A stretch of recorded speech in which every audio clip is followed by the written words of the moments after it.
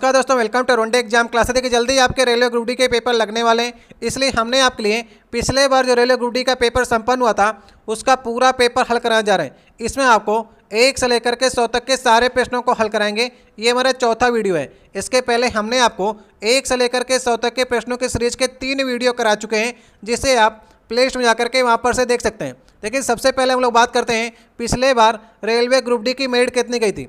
देखिए अलग अलग बोर्ड की अलग अलग मेरिट जाती है, फिर भी हम लोग एक सामान्य मेरिट की बात करें तो जितने हमारे जनरल स्टूडेंट थे जिनके भी नंबर 75 से 80 नंबर के बीच में आए थे उनका फाइनल सिलेक्शन हुआ है। इसलिए अगर आप किसी भी श्रेणी के स्टूडेंट हैं, अगर आप 70 से 80 क्वेश्चन के बीच में सही करते हैं तो आप फाइनल सिलेक्शन की ओर जा रहे हैं। इसलिए आप लोग 70 से 80 क्वेश्चन सही करने का प्रयास कीजिएगा। आज का देखिए मेरा पहला क्वेश्चन है, मुख्य निर्वाचन आयुक्त किसके द्वारा नियुक्त किया जाता है।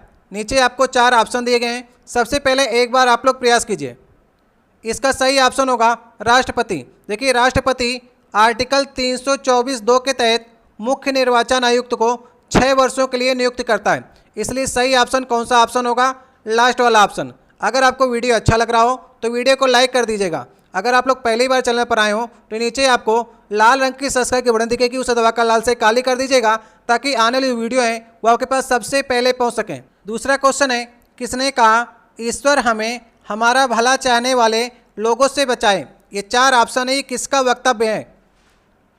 इसका सही ऑप्शन होगा दूसरा ऑप्शन। विक्रम सेठ का नाम आप लोग जानते होंगे, एक उपन्यासकार हैं। इनका एक उपन्यास काफ़ी फेमस है, ए सुटेबल वाय। ठीक है, आपके एग्जाम में बार बार पूछा गया है। विक्रम सेठ का उपन्यास है एक सुटेबल वाय। उनका ये वक्तव्य है, ईश्वर हमें हमारा भला चाहने वाले लोगों से बचाए। इसलिए सही ऑप्शन होगा दूसरा वाला ऑप्शन। तीसरा क्वेश्चन है, एक टैंक नल ए द्वारा 2 घंटे में और नल बी द्वारा 5 घंटे में भरा जा सकता है। नल सी द्वारा भरे हुए टैंक को 8 घंटे में खाली कर सकता है। यदि तीनों नलों को एक साथ खोल दिया जाए तो टैंक को भरने में कुल कितना समय लगेगा, ये आपको ज्ञात करना है। तो चलिए सबसे पहले एक बार आप लोग प्रयास कीजिए। आप लोग को समय जितना भी लेना है वीडियो को रोक करके आप लोग समय ले सकते हैं, लेकिन प्रश्न का उत्तर आप लोग सही निकालने का प्रयास कीजिएगा।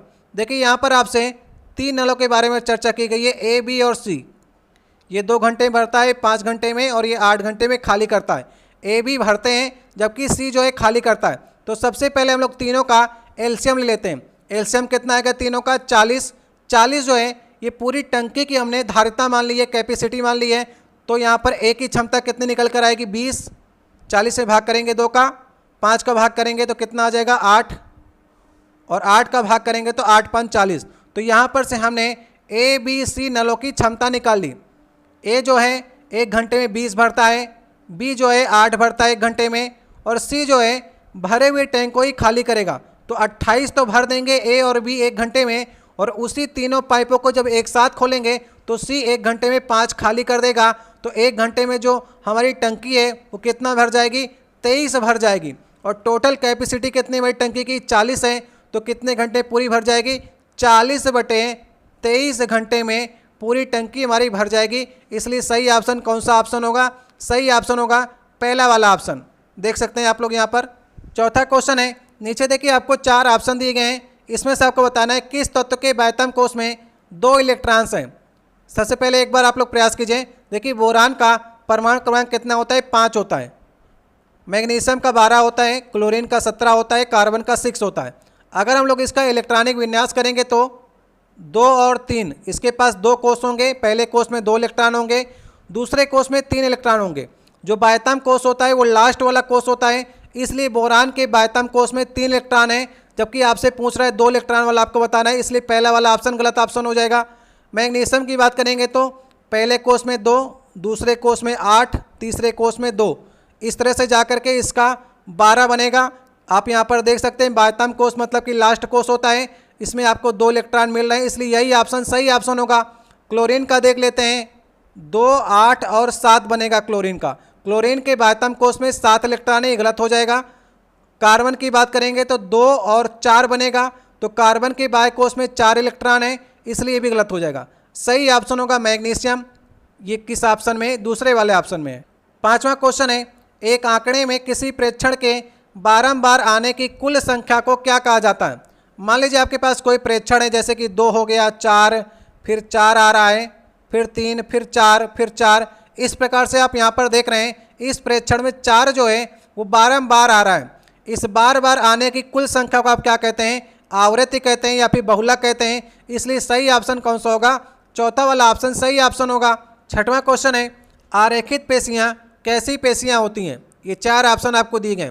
देखिए पेशियाँ 3 प्रकार की होती हैं, एक रेखित पेशियाँ, दूसरा होता है आरेखित पेशियाँ, तीसरा हृदय की पेशियाँ। जो रेखित पेशियाँ होती हैं वो ऐच्छिक होती हैं, जो हमारी इच्छा के अनुसार कार्य करती हैं, जैसे हाथ और पैर की पेशियाँ।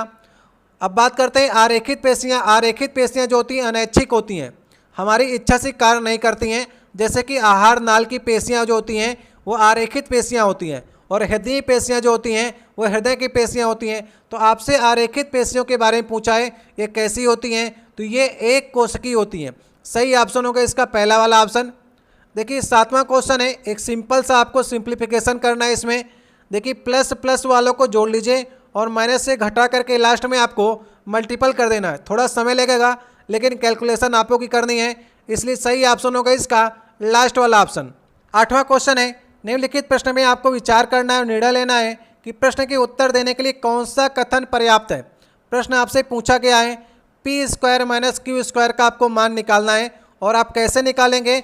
ये दोनों कथन की सहायता से निकालेंगे कि एक ही कथन आपके लिए पर्याप्त लग रहा है। कितने कथन आपके लिए उपयोगी होंगे? P square minus Q square की आपको वैल्यू निकालनी है। चलिए प्रयास कीजिए आप लोग। देखिए पी स्क्वायर और क्यू स्क्वायर की वैल्यू तभी निकलेगी जब आप लोग इन दोनों ही कथन की सहायता लेंगे। इन दोनों कथन की सहायता से आपको p माइनस क्यू की वैल्यू निकलेगी।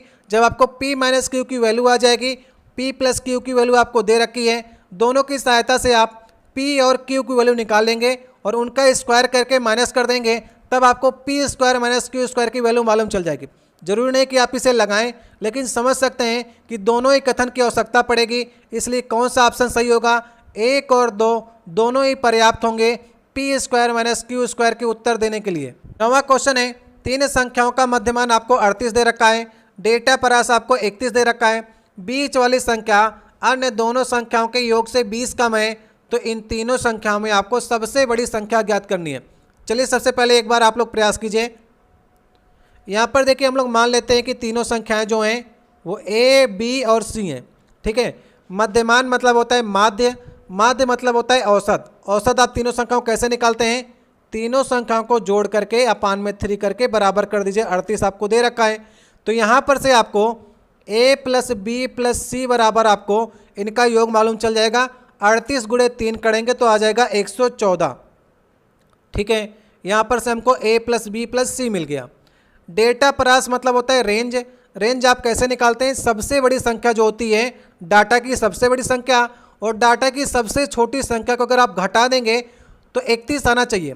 हमने मान लिया सबसे बड़ी संख्या a है, सबसे छोटी संख्या जो है c है, इन दोनों का अंतर करेंगे वही इनका रेंज होगा और आपको 31 दे रखा। ये पहला समीकरण हो गया, ये दूसरा समीकरण हो गया। चलिए आगे पढ़ते हैं। बीच वाली संख्या, बीच वाली संख्या कौन सी है? b हो गई। अन्य दोनों संख्याओं के योग से 20 कम है, अगर बराबर करना है तो 20 इसमें जोड़ना पड़ेगा। अन्य दोनों संख्याएं कौन कौन सी होंगी? a प्लस सी, तो यहाँ पर से एक समीकरण और आपको मिल जाएगा a प्लस सी, b को उधर भेज देंगे तो b माइनस में आ जाएगा बराबर 20। तो ये तीसरा समीकरण आ गया। अगर आप पहले समीकरण को, ये वाले समीकरण जो है और इस समीकरण दोनों को हल करेंगे तो यहाँ पर से a और c में ये वाले समीकरण चला आएगा, b यहाँ पर से खत्म हो जाएगा। अगर आप लोग इसको दोनों समीकरण को जोड़ देते हैं तो यहाँ पर से a प्लस सी की वैल्यू आपको मालूम चल जाएगी। a प्लस सी की वैल्यू यहाँ पर से आ जाएगी 67। a प्लस सी की वैल्यू यहाँ पर से 67 आ गई और a माइनस सी की वैल्यू आपने पहले यहाँ पर 31 निकाल ही चुके हैं, तो a और c की वैल्यू यहाँ से आपको मालूम चल जाएगी। a की वैल्यू यहाँ से निकलेगी 49 और c की वैल्यू निकलेगी 18, ठीक है। और अगर आपको a और c मालूम चल गए तो आप इस समीकरण में रख देंगे तो यहाँ से आपको b भी मालूम चल जाएगा। b की वैल्यू आ जाएगी 47, ठीक है, b की वैल्यू 47। लेकिन आपसे सबसे बड़ी संख्या पूछा था तो सबसे बड़ी संख्या 49 आएगी और 49 को हमने क्या माना था? a ही माना था, तो हमने सही माना था। a को बड़ी संख्या मानी, b को उससे छोटी और c को सबसे छोटी मानी, तो इसका सही ऑप्शन होगा 49। तीनों संख्याओं में सबसे बड़ी संख्या जो होगी वो 49 होगी, मतलब कि a होगी, इसलिए सही ऑप्शन पहला वाला ऑप्शन होगा। प्रश्न सरल है लेकिन आप लोग समझने का प्रयास कीजिएगा। जितना तेज आपका कैलकुलेशन होगा उतनी तेजी से आप सवाल लगाएंगे। 10वां क्वेश्चन है, रेल के नीचे लकड़ी के स्लीपर का इस्तेमाल किया जाता है। ये क्या उत्पादित करता है? ये 4 ऑप्शन आपको दिए गए हैं, एक बार आप लोग प्रयास कीजिए। आपने देखा होगा ट्रेन जो हमारी चलती है, रेल की 2 पटरियों के ऊपर ट्रेन हमारी चलती है और इस पटरी के नीचे आपने देखा होगा चौड़े चौड़े जो स्लीपर बिछे होते हैं। अब जो स्लीपर हैं कंक्रीट के चल रहे हैं, पहले लकड़ी के स्लीपर चलते थे लेकिन अब कंक्रीट के स्लीपर को इस्तेमाल होता है। स्लीपर के जस्ट नीचे आपने देखा होगा गिट्टियाँ भरी होती हैं और गिट्टियों के जस्ट नीचे मिट्टी होती है जिसे हम लोग फार्मेशन कहते हैं। जो ट्रेन का वजन होता है इन दोनों पटरियों के ऊपर पड़ता है, लेकिन पटरी पर जो वजन पड़ता है, पटरी अपना वजन जो है इन स्लीपरों को दे देती है। स्लीपर चौड़े चौड़े होते हैं। आपने एक फार्मूला पढ़ा होगा P बराबर F/m, जहाँ पर P जो होता है प्रेशर होता है। अगर एरिया बड़ा है तो प्रेशर कम लगता है, इसलिए स्लीपर जो होते हैं बड़े लगाए जाते हैं ताकि जो पटरी का वजन है, पटरी का जो हमारा प्रेशर है, दाब है, वो स्लीपर पर कम हो जाए। स्लीपर क्या करते हैं, गिट्टियों को अपना वजन या फिर दाब दे देते हैं और गिट्टियाँ अपना फार्मेशन को दे देती हैं। इस प्रकार से जो ट्रेन का वजन होता है वो धीरे धीरे करके उसका बंटवारा हो जाता है। सही ऑप्शन होगा तीसरा वाला ऑप्शन। जो लकड़ी के नीचे कंक्रीट के स्लीपर लगाए जाते हैं वो बड़ा क्षेत्र प्रदान करते हैं जिससे दाब जो ऊपर से ट्रेन का मिल रहा है वो आसानी से घट सके। सही ऑप्शन होगा तीसरा वाला ऑप्शन। 11 नंबर क्वेश्चन है, प्रश्न का उत्तर देने के लिए आपको इनमें से चुनना है कौन सा कथन पर्याप्त है। ठीक है, प्रश्न कौन सा है आपका, क्या यह एक बॉक्स है, ये आपसे प्रश्न पूछा गया है और ये 2 आपको कथन दिए गए। इसमें से आप बताइए कैसे आप पता लग करेंगे कि यह एक बॉक्स है कि नहीं। कथन में आपको कहा गया है यह फ्लैप्स के साथ खुलता है और बंद होता है, मतलब एक कब्जा लगा है जिसके साथ बंद होता है, खुलता है। इसका इस्तेमाल विभिन्न वस्तुओं के स्टोर के लिए किया जाता है। तो बॉक्स का इस्तेमाल आप लोग किसके लिए करते हैं, वस्तुओं के स्टोर करने के लिए करते हैं। और यहाँ पर स्पष्ट भी कर दिया है खुलता भी है बंद भी होता है और बॉक्स की खासियत भी होती है खुलता है बंद होता है। इसलिए हम दोनों कथन की सहायता से कह सकते हैं कि इन दोनों कथनों से एक बॉक्स का निर्माण हो रहा है। इसलिए सही ऑप्शन कौन सा ऑप्शन होगा, लास्ट वाला ऑप्शन। दोनों ही कथन जो हैं पर्याप्त होंगे प्रश्न के उत्तर के देने के लिए। 12 नंबर क्वेश्चन है, यदि एक्स आमिर की माँ के बहन का पति है तो एक्स का आमिर के साथ में आपको संबंध बताना है। आप स्वयं को आमिर मान लीजिए। ठीक है, आपने स्वयं को आमिर मान लिया। आमिर की माँ मतलब आपकी माँ की बहन आपकी क्या लगेंगी, मौसी लगेंगी। मौसी का पति क्या लगेगा, मौसा लगेगा। तो एक्स का आमिर के साथ में संबंध मतलब एक्स का आपके साथ में संबंध जो होगा वो मौसा का संबंध होगा। अलग अलग रिलेशन से चाचा मामा मौसा निकलेगा, आपको मौसा प्राप्त हो गया। तीसरे वाले ऑप्शन पे आप टिक कर सकते हैं। 13 नंबर क्वेश्चन है, भारत और पाकिस्तान ने किस समझौते को 3 वर्ष के लिए 2021 तक बढ़ा दिया है जो दोनों देशों के बीच एकमात्र रेल सेवा है। इसके पहले रेलवे ग्रुप डी की जो भर्ती आई थी वो 2018 में आई थी। तो 18 से अगर आप जोड़ेंगे 3 वर्ष तो 2021 तक के लिए दूसरी एकमात्र रेल सेवा कौन थी, थार लिंक एक्सप्रेस। ये 2021 तक के लिए चलाने के लिए समझौते को बढ़ा दिया गया था, लेकिन जब से जम्मू कश्मीर में 370 आर्टिकल को हटा दिया गया है तब से ये ट्रेन भी चलना बंद हो गई है। भारत पाकिस्तान के मध्य में 2 ही ट्रेनें चलती हैं। पहली समझौता एक्सप्रेस चलती थी, वो बंद है काफ़ी दिनों से।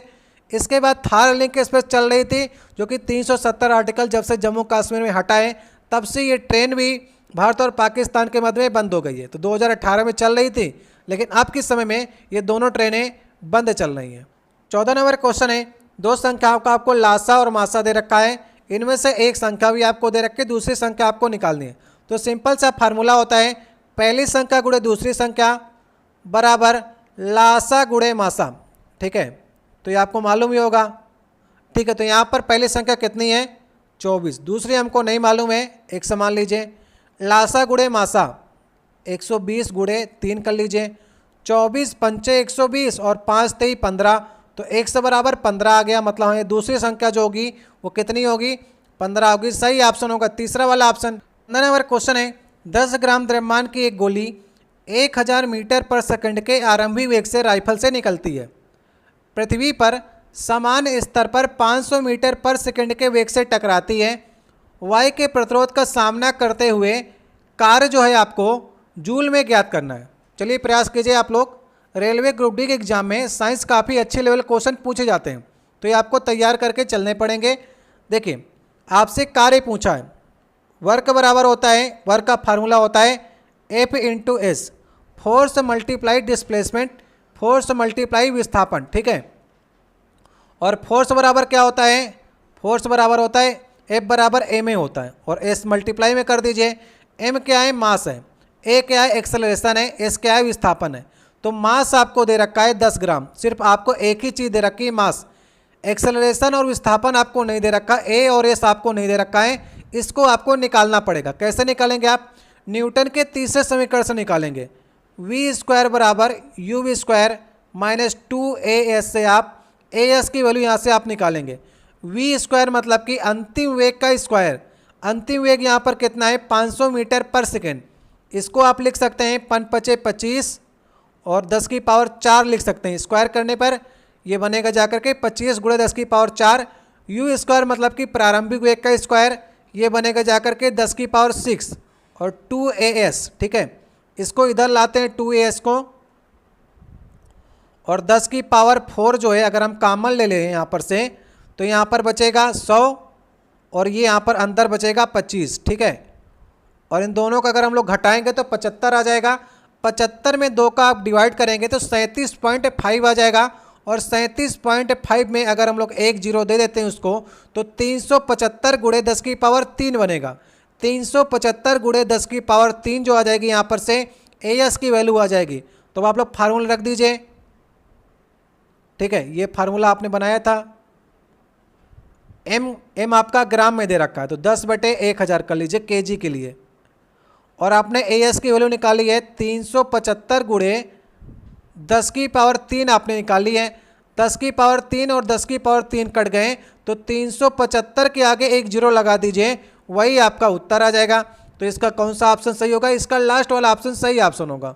16 नंबर क्वेश्चन है, एक कण स्थिर परिमाण की शक्ति द्वारा क्रियान्वित होता है जो हमेशा कण के वेग के लंबवत होता है।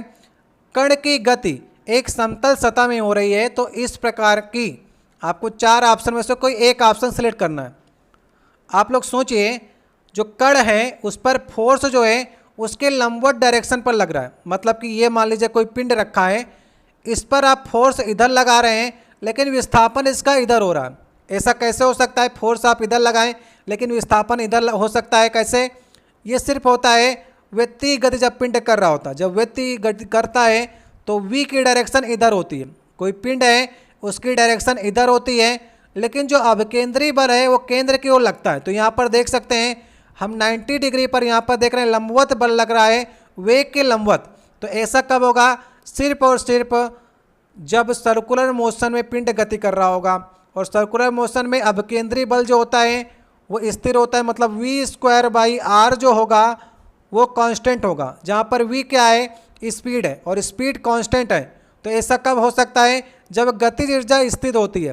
गति ऊर्जा मतलब कि 1/2 mv², क्योंकि स्पीड जो है कांस्टेंट है तो स्पीड कांस्टेंट होगी तो गति ऊर्जा भी स्थिर होगी। इसका कौन सा ऑप्शन सही होगा, तीसरा ऑप्शन सही ऑप्शन होगा। 17 नंबर क्वेश्चन है, 21 और 560 का आपको एलसीएम ज्ञात करना है।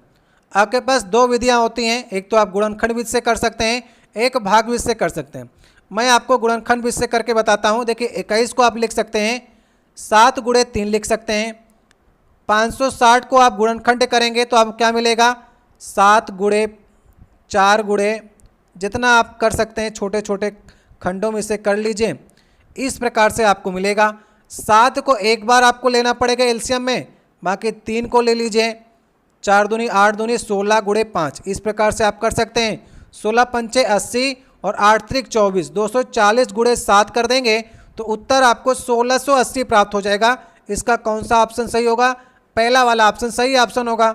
18 नंबर क्वेश्चन है, यहाँ पर आपको प्रश्न को पढ़ना है और बताना है प्रश्न के उत्तर देने के लिए आपको कौन सा कथन पर्याप्त लग रहा है। ऐसे क्वेश्चन पिछले बार काफ़ी पूछे गए, तो इनकी तैयारी करके आप लोग चलिएगा। देखिए प्रश्न में आपसे पूछा है, वित्तीय वर्ष 2017 में कंपनी एक्स द्वारा की गई आपको कुल बिक्री क्या है, ये आपको ज्ञात करनी है। चलिए कथन आपके पास 2 दे रखे हैं। कंपनी एक्स ने कुल कितनी बिक्री की है, आप दोनों कथनों में से पता लगाइए किस कथन से आप पता कर सकते हैं। देखिए कंपनी ने 2017 में वाई के 2000 उत्पादों की बिक्री, जिसमें से प्रत्येक का मूल्य जो है 1000 है। तो कुल बिक्री आपको ज्ञात करनी है। तो यहाँ से सिर्फ वाई के उत्पाद किए गए हैं, 2000 उत्पाद हैं और प्रत्येक का मूल्य जो है 1000 है, तो 1000 से मल्टीपल कर लीजिए। यहाँ पर से टोटल बिक्री आपको मालूम चल जाएगी। लेकिन दूसरे वाले कथन से आपको स्पष्ट होगा कि कंपनी जो एक्स थी उसने वाई माल के अलावा कोई अन्य माल का उत्पादन ही नहीं किया, मतलब कि सिर्फ वाई ही माल का उत्पादन हुआ है। इसलिए दोनों ही कथन आपको पर्याप्त लगेंगे प्रश्न का उत्तर देने के लिए। तो ऑप्शन नंबर कौन सही होगा? 1 और 2 दोनों एक साथ पर्याप्त होंगे अगर आपको टोटल इसका उत्तर निकालना है। तो 19 नंबर क्वेश्चन है, गुलदाउदी में किस प्रकार की वनस्पति प्रसार को देखा जाता है? गुलदाउदी का आपने नाम सुना होगा, ये घर की सजावट के लिए इस्तेमाल किया जाता है। तो किस प्रकार के वनस्पति प्रसार इसमें होता है? चूसक प्रकार का होता है। 20 नंबर क्वेश्चन है, उपजाऊ गंगा मैदान स्तंभबद्ध किस मिट्टी से बना होता है? जो गंगा का मैदान है वो किस मिट्टी से बना है? सही ऑप्शन होगा कछारी। कछारी मिट्टी मतलब जलोढ़ मिट्टी से बना होता है। जलोढ़ मिट्टी 2 प्रकार की होती है, एक खादर और एक बागर, ठीक है। तो आपने देखा हो गंगा के मैदान के जो आसपास के लोग रहते हैं, जहाँ पर उन्हें कछारी इलाका में रहने वाले लोग कहते हैं, कछार में रहते हैं, मतलब कि गंगा किनारे या फिर किसी नदी किनारे अगर आप रहते हैं तो उसको कहते हैं कछारी इलाका। तो सही ऑप्शन होगा इसका तीसरा वाला ऑप्शन। 21 नंबर क्वेश्चन है, Cl2 मतलब क्लोरीन के 71 ग्राम में परमाणु मौजूद होते हैं कितने, ही आपको ज्ञात करना है। चलिए प्रयास करिए करने का, साइंस के क्वेश्चन लगातार आपके सामने आ रहे हैं। देखिए क्लोरीन का परमाणु क्रमांक होता है 17, लेकिन द्रव्यमान संख्या की बात करेंगे क्लोरीन की तो होता है 35.5, ठीक है। क्लोरीन अगर एक क्लोरीन की बात करेंगे तो उसका परमाणु क्रमांक 17 होता है और द्रव्यमान संख्या होती है 35.5। तो यहाँ पर से आप डिसाइड कर सकते हैं कि 35.5 ग्राम बराबर क्लोरीन का 1 मोल। क्लोरीन के 1 मोल में 35.5 ग्राम होते हैं और यहाँ पर आपको 2 क्लोरीन दे रखे हैं और 71 ग्राम दे रखा है। तो मतलब यहाँ पर आपको 71 ग्राम में क्लोरीन के 2 मोल हो गए। अगर आपको परमाणु की संख्या ज्ञात करनी है तो 71 ग्राम में 2 मोल हो गए और 1 मोल एवोगाड्रो नंबर होता है 6.022 मल्टीप्लाई 10 की पावर 23 एवोगाड्रो नंबर होता है 1 मोल में। और यहाँ पर आपने 71 ग्राम में 2 मोल निकालें, इसलिए आपको 2 से मल्टीप्लाई करना होगा। अगर आप 2 से मल्टीप्लाई करेंगे तो बनेगा जाकर के 1.205 और 1 जो है इसमें बढ़ जाएगा, यहाँ पर आप 24 कर लीजिए। तो इसका कौन सा ऑप्शन सही होगा? इसका तीसरा वाला ऑप्शन जो होगा वो सही ऑप्शन होगा, ठीक है। इसी प्रकार से आप 2 मोल में निकाल सकते हैं। अगर 71 के अलावा 35.5 में 3 कहता है तो हम लोग इसमें 3 का मल्टीप्लाई करते हैं। 22 नंबर क्वेश्चन है, फाइलम। ये 4 ऑप्शन आपको दिए गए हैं, विशेष रूप से समुद्री जानवरों में होता है। फाइलम मतलब होता है संघ। वो संघ आपको चुनना है जिस संघ में समुद्री जानवरों को रखा गया है। चलिए सही ऑप्शन होगा इसका लास्ट वाला ऑप्शन, एकिनोडर्माटा। एकिनोडर्माटा जो संघ है उसके अंदर सिर्फ और सिर्फ समुद्री जानवरों को ही रखा जाता है, इसलिए चौथा ऑप्शन सही है। 23 नंबर क्वेश्चन है, देखिए कथन और तर्क से क्वेश्चन आया है। इस कथन को आपको ध्यान से पढ़ना बताना है कि इन तर्कों में से आपको कौन सा तर्क अधिक मजबूत लग रहा है। देखिए कथन में आपसे कहा गया क्या टीवी के नाटकों पर रोक लगाई जानी चाहिए। 2 तर्क आपको दिए गए, पहला हाँ में दिया गया है, दूसरा नहीं में दिया गया है। तो आप ये सोचिए कि टीवी के नाटकों पर रोक लगाई जानी चाहिए, तो रोक तो नहीं लग सकती है। देखिए पहले में कहा गया हाँ वे जीवन के परिस्थितियों में बहुत ही नकारात्मक दृष्टिकोण दिखाते हैं जो कि समाज के कुछ संप्रदाय को उसी व्यवहार की नकल करने के लिए प्रभावित करते हैं। तो हाँ वाला तो गलत हो जाएगा क्योंकि टीवी के नाटकों पर रोक नहीं लग सकती है। जो ये कह रहा है अगर कोई नाटक ऐसा दृष्टिकोण दिखाता है तो उस नाटक को बैन करना चाहिए, ना कि सारे नाटकों पर बैन लगानी चाहिए। दूसरे में कह रहा है नहीं यह वृद्ध लोगों के लिए अच्छा और दिलचस्प मनोरंजन है, जो कि बिल्कुल सही है। नाटक किस लिए आप देखते हैं? मनोरंजन के लिए देखते हैं, इसलिए कौन सा तर्क मजबूत होगा? दूसरा ही तर्क ज़्यादा मजबूत आपको लग रहा है। नेक्स्ट क्वेश्चन है, सही विकल्प आपको चयन करना है जो क्रमशः ए और बी के उत्तरों को दर्शाता है। ये 2 प्रश्न आपसे पूछे गए हैं, प्रश्न ए और प्रश्न बी।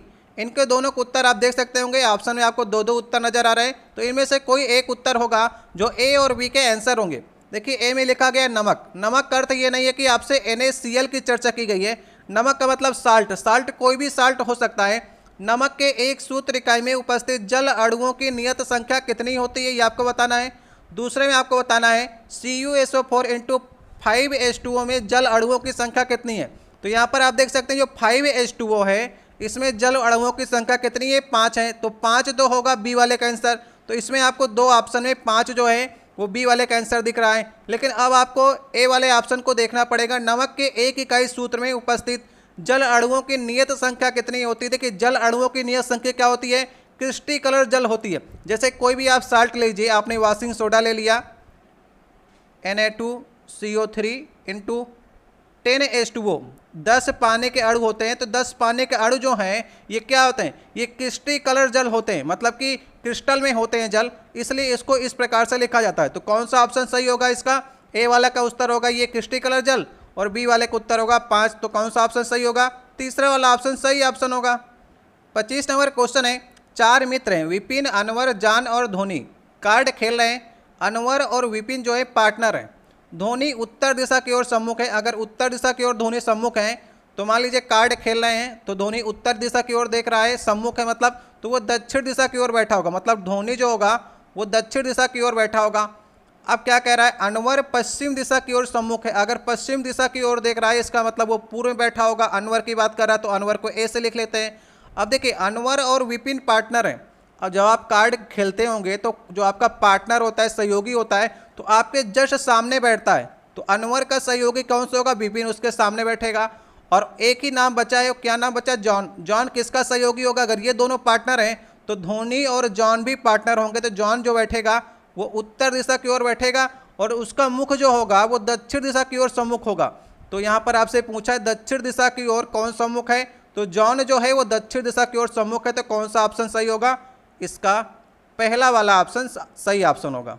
26 नंबर क्वेश्चन है, स्वतंत्र भारत के पहले भारतीय गवर्नर जनरल का आपको नाम बताना है। देखिए इस प्रकार से 2-3 क्वेश्चन पूछे जाते हैं।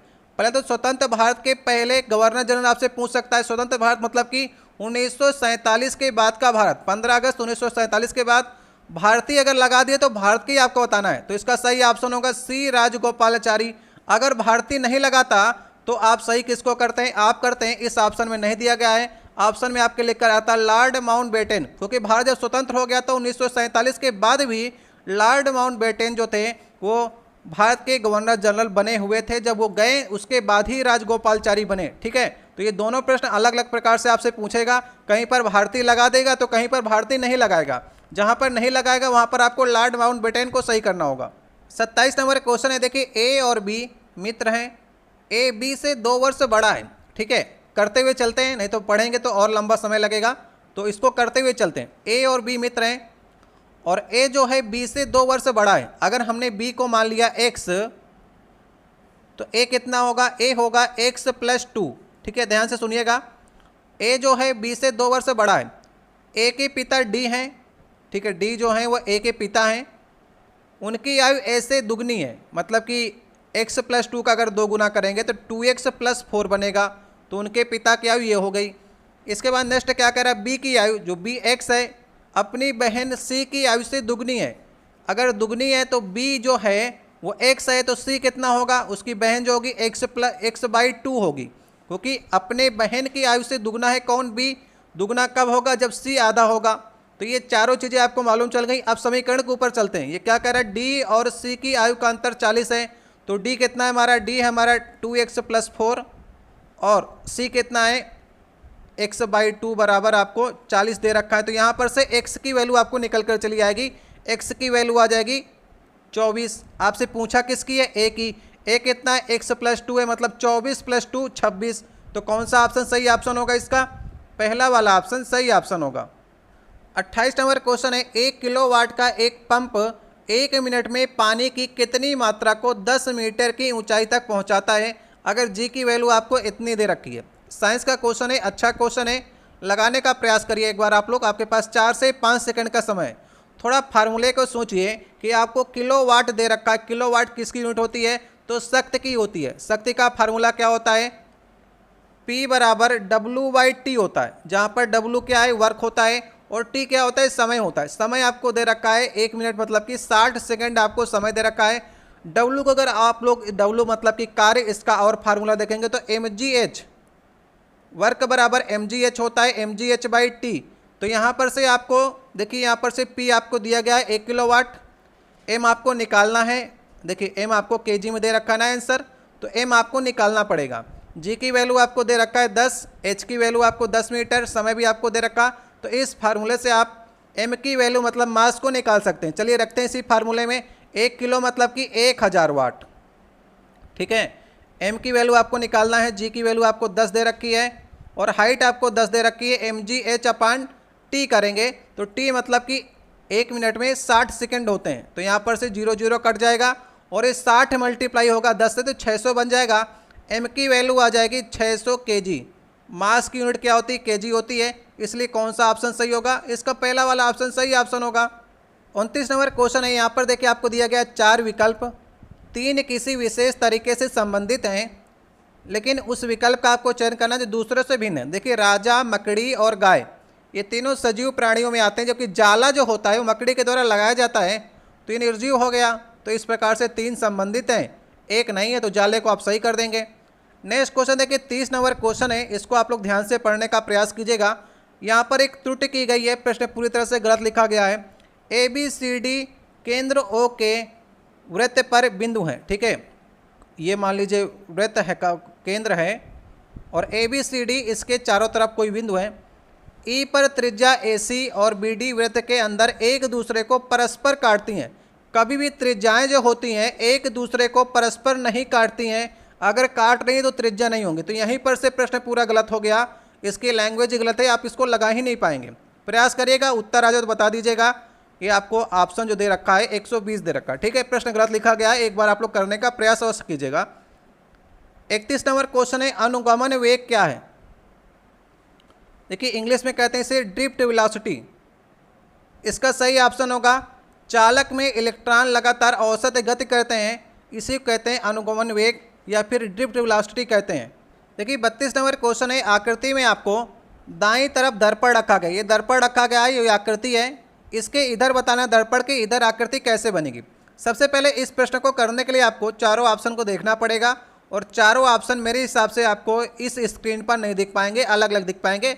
आप लोग कर सकते हैं, मैं आपको इसका आंसर बता दूंगा, लास्ट वाला आंसर इसका सही ऑप्शन होगा। एक साथ आपको नहीं दिख पाएंगे जब तक आप इसे हल नहीं कर पाएंगे, इसलिए प्रयास करिएगा, देख करके करने का समय लेकर के आप लोग वीडियो को रोक करके इसे प्रयास कर सकते हैं। 33 नंबर क्वेश्चन है, यहाँ पर देखिए कुछ चिन्हों को ये बदल रहा है। यहाँ पर क्या कह रहा है, यदि मल्टीपल का यूज करें, अगर आप जहाँ पर मल्टीपल का यूज किया गया वहाँ पर आप माइनस का यूज करें और जहाँ पर भी भाग का यूज किया गया वहाँ पर आप प्लस का यूज करें, तो इस समीकरण का आपको उत्तर देना है। चलिए करते हैं। सबसे देखिए 55 लिखा गया है और जहाँ पर मल्टीपल का यूज करना है वहाँ पर आप माइनस का यूज करिए और ये एक कोष्टक के अंदर भी है, याद रखिएगा।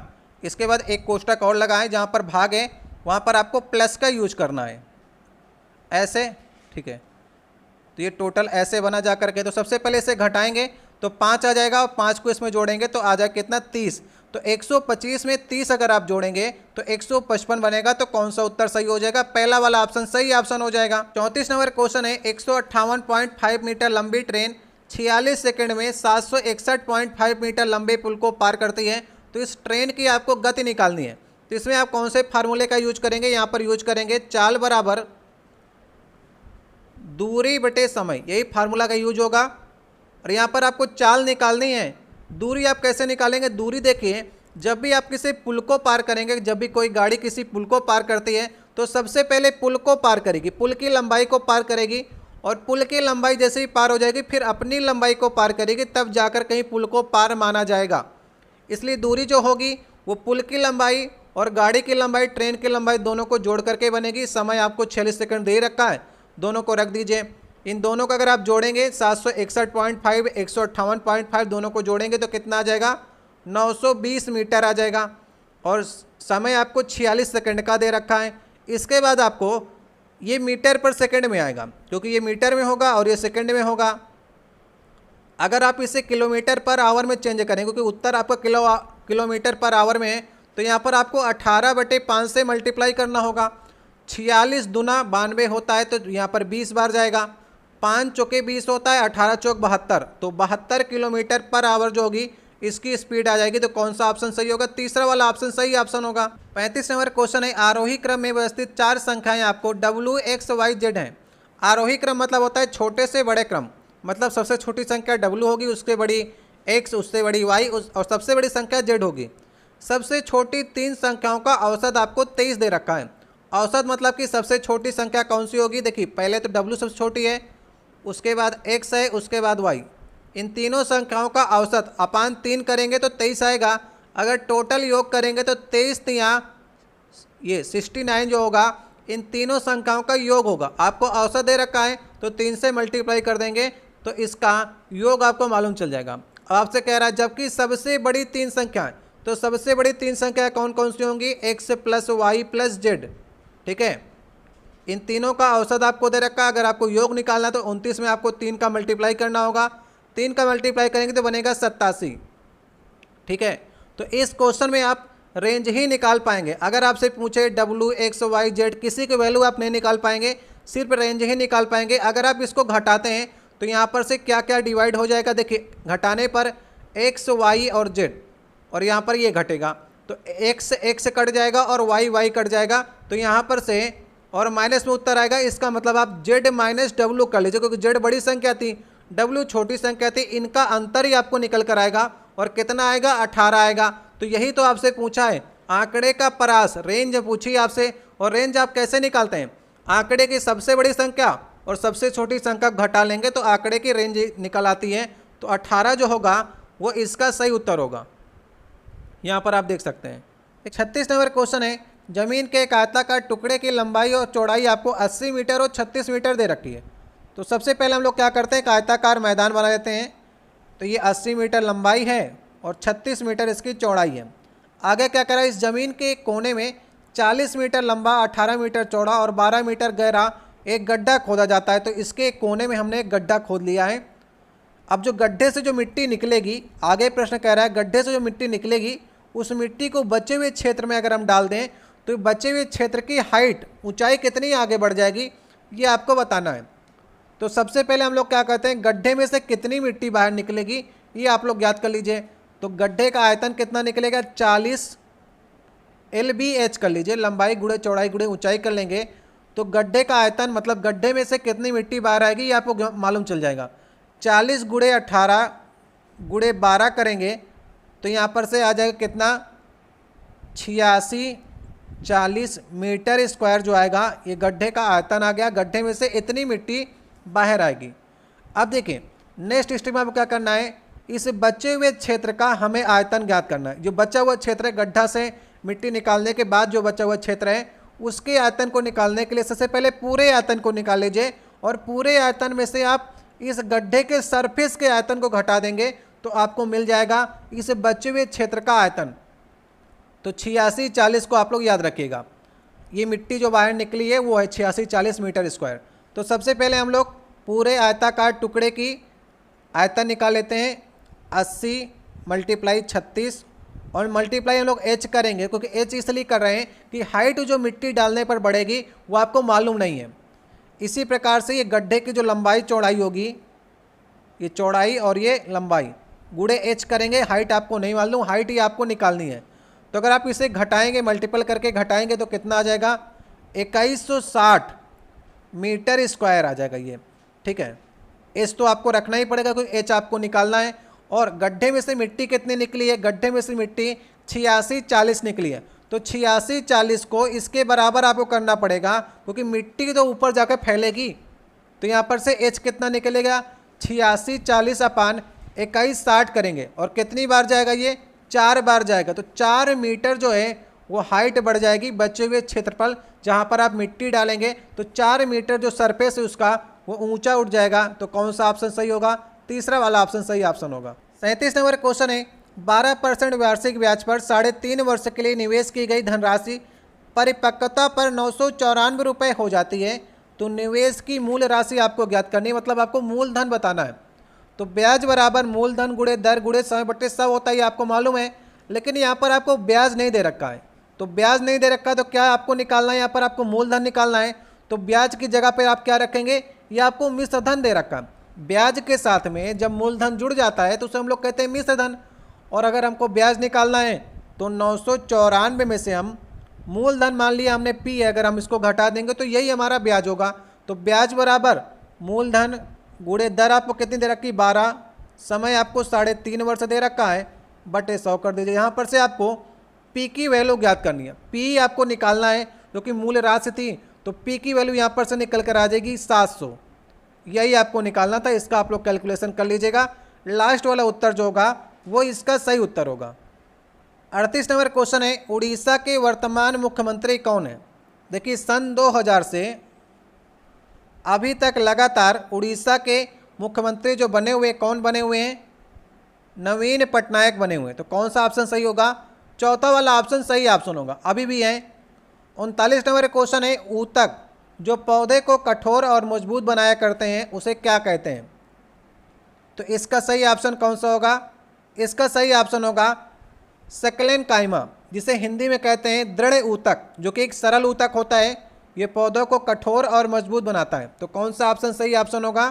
तीसरा वाला। 40 नंबर क्वेश्चन है, 2022 के राष्ट्रमंडल खेलों की मेजबानी के लिए कौन सा शहर चुना गया है? बताइए। जो कॉमनवेल्थ गेम है 2022 वाले वो कहाँ पर होंगे? सही ऑप्शन है बर्मिंघम में होंगे। ठीक है, ये कहाँ पर पड़ता है? आपका इंग्लैंड में है। तो सही ऑप्शन इसका पहला वाला ऑप्शन होगा। 41 नंबर क्वेश्चन है, प्रदीप और अशोक बिल्कुल विपरीत डायरेक्शन में दौड़ रहे हैं।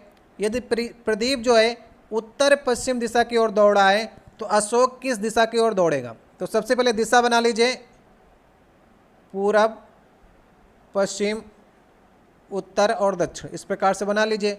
अब ये क्या कह रहा है? प्रदीप जो हमारा है वो उत्तर और पश्चिम दिशा की ओर दौड़ा है, मतलब इस साइड की ओर दौड़ा है। ठीक है प्रदीप, और कह रहा है ये विपरीत दिशा की ओर दौड़ेगा अशोक, तो ये इसके जस्ट विपरीत, मतलब इधर की ओर दौड़ेगा अशोक। तो इधर की ओर कौन सी डायरेक्शन होगी? दक्षिण पूर्व डायरेक्शन होगी। तो कौन सा ऑप्शन सही ऑप्शन होगा? इसका दूसरा वाला ऑप्शन सही ऑप्शन होगा। 42 नंबर क्वेश्चन है, आवागाड्रो स्थिरांक का मान कितना होता है? ये आपको याद रखना है। आवागाड्रो नंबर का मान कितना होता है ये आपको याद रखना है। कंफ्यूज कराएगा आपको एग्जाम में। देखिए 21, 23, 22, 24 इस प्रकार से पावर में आपको कंफ्यूज कराएगा। तो इसका सही ऑप्शन है, आप लोग इसे याद कर लीजिएगा, 6.022। कहीं पर ये 6.023 भी लिख कर आएगा तो उसको भी आप लोग टिक कर सकते हैं, लेकिन 10 की पावर 23 ही होगा। तो इस प्रकार से याद कर लीजिएगा। अगर यहाँ पर 22 है तो यहाँ पर 23 होना पड़ेगा इसे। तो 23 को आप लोग याद करके चलिएगा। 23 भी कहीं पर लिख कर आता है और कहीं पर 22-23 भी लिख कर आता है। तो यही वाले ऑप्शन जो है वो सही ऑप्शन होगा। 43 नंबर क्वेश्चन है, यहाँ पर आपको वर्गों की संख्या की गणना करनी है। इस प्रकार से पूरा आपको संरचना बनी हुई है, इसमें आपको वर्गों की संख्या गिननी है। तो सबसे पहले यहाँ पर देखिए ये वर्ग है, बाहर वाला वर्ग है, देख रहे हैं आप, और ये वर्ग के अंदर वर्ग बने हुए हैं। देखिए 1 2 3 4, इधर भी 4 हैं, 1 2 3 4, इधर भी 4 हैं। जब इस प्रकार से आपको कॉलम और रो आपको बराबर नजर आए तो आप लोग सबसे पहले ये बड़े वाले के अंदर जितने भी हैं उतने आप ज्ञात कर लीजिए। ये छोटे वाले बॉक्स को छोड़ दीजिए, इनको बाद में गिन लेंगे। तो सबसे पहले बड़े वाले को ज्ञात करने के लिए कितने यहाँ पर हैं? देखिए 1 2 3 4, तो 4 का स्क्वायर, फिर एक कम करिए 3 का स्क्वायर, फिर 2 का स्क्वायर, फिर 1 का स्क्वायर। इस प्रकार से आप जितने भी बॉक्स हों, अगर यहाँ पर आप देख रहे हैं 4 और 4 आपको इधर उधर बराबर नज़र आ रहे हैं तो इस फार्मूले का आप यूज कर सकते हैं। तो 4 चौको 16, 3 त्रिका 9, 2 दूनी 4 और 1, 9 1 10, 16 4 20, मतलब टोटल 30 बनेंगे। इसके अंदर 30, लेकिन ये 2 बॉक्स और इसके अंदर रखे गए हैं जिनमें आप देखेंगे कि 5 5 बन रहे हैं। देखिए 1 2 3 4 और बड़ा वाला 5, 1 2 3 4 और बड़ा वाला 5, तो 5 और 5 10, टोटल पहले 30 निकले थे, 10 और जोड़ लीजिए तो इसमें आपको 40 नज़र आएंगे। पूरे वर्गों की संख्या की बात करेंगे तो इसके अंदर आपको 40 नज़र आएंगे। 44 नंबर क्वेश्चन है, यदि एथेन, हाइड्रोजन क्लोराइड और ग्लूकोज का आपको फार्मूला दे रखा है, ये फार्मूला है, तो इसके अनुभाविक सूत्र आपको बताने हैं। थोड़ा सा आप लोग वीडियो क्वालिटी को जरूर बढ़ाइएगा। अगर आप वीडियो को अच्छी क्वालिटी में देखना चाहते हैं तो ऊपर से क्वालिटी को जरूर बढ़ा करके कम से कम 480 में आप लोग देखने का प्रयास किया करिए, तब आपको प्रश्न काफ़ी अच्छे दिखेंगे। तो यहाँ पर देखिए अनुभाविक सूत्र क्या होते हैं? अनुभाविक सूत्र का मतलब होता है सबसे सरलतम अनुपात। तो सबसे सरलतम अनुपात अगर आप इसका देखेंगे तो कितना बनेगा? अगर आप इसे 2 से डिवाइड कर दें तो CH3, इसका सरलतम होगा CH3। HCl तो सबसे सरलतम है ही है पहले से। अगर आप इसमें 6 से डिवाइड करेंगे तो CH2 और O बनेगा। तो ये सबसे सरलतम जो है वो अनुभाविक सूत्र होते हैं, सबसे सरलतम रूप। तो इस किस ऑप्शन में लिखे गए हैं इसको आप लोग देख लीजिए, मुझे लगता है दूसरे ऑप्शन में लिखे गए हैं, तो इसका दूसरा वाला ऑप्शन सही ऑप्शन होगा। 45 नंबर क्वेश्चन है, निम्नलिखित में से आपको समजात श्रृंखला कौन सी नहीं, ये आपको पहचानना है। तो यहाँ पर मुझे लग रहा है ये एल्केन की श्रृंखला चल रही है। एल्केन का फार्मूला क्या होता है, CnH2n+2। अगर C एक है, C को आपने एक रखा तो हाइड्रोजन उसके डबल से 2 ज़्यादा होगा, मतलब 2 दूनी 4, CH4। तो इसे कहते हैं हम लोग, इसे कहते हैं मेथेन। तो ये सही है हमारा। C को 2 रखेंगे, 2 दूनी 4, 2 6, ये भी सही है। मेथ के बाद एथेन बनेगा। इसके बाद अगर आपने 3 रखा तो 3 दूनी 6, 2 8, प्रोपेन भी सही है। लेकिन अगर आप ब्यूटेन की बात करेंगे तो C अगर आप 4 रखेंगे तो H को 10 होना चाहिए, जो कि नहीं है। तो ये समजात श्रृंखला नहीं है। कौन सी, तीसरा वाला ऑप्शन। 46 नंबर क्वेश्चन है, जैसा संबंध पहले का दूसरे के साथ में वैसा ही आपको तीसरे के चौथे के साथ में बताना है। त्रुटि का बड़ी गलती, जैसे त्रुटि होती है वैसे बड़ी गलती, तो गलतियाँ हैं दोनों। इंकार का क्या होगा, खोदना, गहरा, मांद, मनाही। तो इंकार का क्या होगा, मनाही होगा। इसमें से कोई भी संबंध नहीं रखता है, तो लास्ट वाला ही होगा, इंकार मतलब मनाही हो जाएगा। 47 नंबर क्वेश्चन है, यदि शब्द एस्टेरॉयड में अक्षरों को वर्णमाला के क्रम में व्यवस्थित किया जाता है और वर्णमाला क्रम में प्रत्येक अक्षर का संख्यात्मक मान 1 2 3 रखा जाता है, तो बाएं तरफ से व्यंजनों की स्थिति के कुल मान का योग आपको ज्ञात करना है। देखिए एग्जाम हॉल में आपको लैंग्वेज स्वयं ही समझनी होगी। यहाँ तो मैं आपको फोड़ फोड़ करके समझा दूंगा, लेकिन एग्जाम में आपको अच्छे से लैंग्वेज को समझनी होगी, तभी आप एग्जाम में इस प्रश्न का उत्तर दे पाएंगे। अब यहाँ पर देखिए क्या कह रहा है, एस्टेरॉयड को अक्षरों की वर्णमाला क्रम में अगर व्यवस्थित किया जाता है तो हम व्यवस्थित करते हैं। सबसे पहले ए आएगा एस्टेरॉयड का, फिर डी आएगा, फिर ई आएगा, आई, फिर ओ, आर, एस, टी। इस प्रकार से एस्टेरॉयड के हमने लेटर्स को वर्णमाला के क्रम में लिख दिया। इसके बाद क्या कह रहा है, वर्णमाला के क्रम में प्रत्येक अक्षर को 1 2 3 4 5 6 7 8 के क्रम में लिख दिया। अब बाईं तरफ से मतलब इधर से व्यंजनों की स्थिति के कुल मान का योग आपको ज्ञात करना है। तो यहाँ पर से आपने देखा ए तो हमारा स्वर में आता है, तो स्वर को हम नहीं जोड़ेंगे। डी हमारा व्यंजन है, 2 ले लीजिए, ठीक है। ई हमारा स्वर है, आई हमारा स्वर है, ओ हमारा स्वर है, तो आर को ले लीजिए 6 2 8, और एस को ले लीजिए 8 7 15, और टी को ले लीजिए 15 8 23। तो टोटल आपने क्या किया, यहाँ पर से व्यंजन की स्थिति का कुल मान जो होगा वो 23 होगा। तो कौन सा ऑप्शन सही ऑप्शन होगा, दूसरा वाला ऑप्शन। 48 नंबर क्वेश्चन है, यदि 1 2 3 4 एक्स एक संख्या है जो कि 11 से भाज्य है, तो एक्स की वैल्यू आपको ज्ञात करनी है। तो यहाँ पर देखिए 1 2 3 4 और एक्स ये संख्या है, तो 11 से भाजता का नियम क्या कहता है कि अल्टरनेट को जोड़ लीजिए। अल्टरनेट में कौन कौन आ रहा है, 1 आ रहा है, 3 आ रहा है और एक्स आ रहा है, इनको जोड़ लीजिए। तो 1 और 3 4, 4 प्लस एक्स, और अल्टरनेट को जोड़ लीजिए, जो बचे हुए हैं 2 और 4 को जोड़ लीजिए, 6 आ गया। इन दोनों का अंतर अगर 0 आ जाए तो वो संख्या 11 से डिवाइड होगी। तो यहाँ पर देखिए 4 प्लस एक्स है, तो एक्स यहाँ पर हम क्या रख दें कि वो अंतर जो है दोनों का 0 आ जाए। तो एक्स की जगह पर अगर हम लोग 2 रख दें, एक्स की जगह पर 2 रख दें, तो 4 2 6 हो जाएगा, और 6 से 6 खट करके अंतर 0 आ जाएगा, तो ये 11 से भाज्य हो जाएगी। तो यहाँ पर आप 2 रख दीजिए, सही ऑप्शन होगा लास्ट वाला ऑप्शन। अगर देखिए 0 नहीं बन रहा है तो 11 से कोई जो 11 आ जाए, या तो 11 के मल्टीपल में आ जाए, तो वो 11 से भाज्य होगी। ये दोनों बातें आपको ध्यान रखनी, 0 आ जाए या तो 11 आ जाए, तो इस प्रकार से 11 से भाज्य वो पूरी तरह से संख्या हो जाएगी। 49 नंबर क्वेश्चन है, देखिए क्वेश्चन जो 49 नंबर है ये काफ़ी बड़ा क्वेश्चन है। अगर मैं इसके सारी लाइनों को एक साथ पढ़ूंगा तो लगभग इसमें 7 से 8 मिनट जाएगा। देखिए यहाँ तक कि क्वेश्चन अभी बढ़ ही रहा है, ये क्वेश्चन यहाँ पर जाकर के ख़त्म होता है।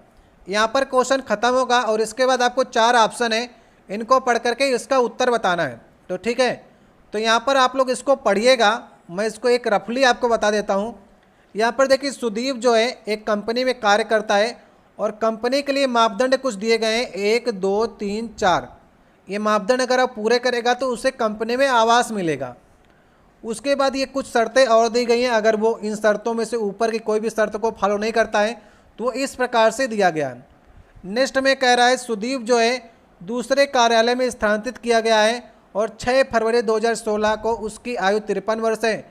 पिछले 20 वर्षों से कंपनी में कार्य कर रहा है, और एमबीसी विभाग में 6 वर्ष से काम कर रहा है। परिवार में 4 सदस्य हैं, और ना तो वह और ना तो उसकी पत्नी किसी घर के स्वामित्व रखती हैं, तो इस कंडीशन को, ऊपर वाली कंडीशन को, हर कंडीशन को फॉलो कर रहा है, फिर भी ऑप्शन में इसने दे दिया, देखिए ऑप्शन में क्या दे दिया, सुदीप को कंपनी आवास प्रदान नहीं किया जाएगा, जो कि मेरे हिसाब से गलत उत्तर है।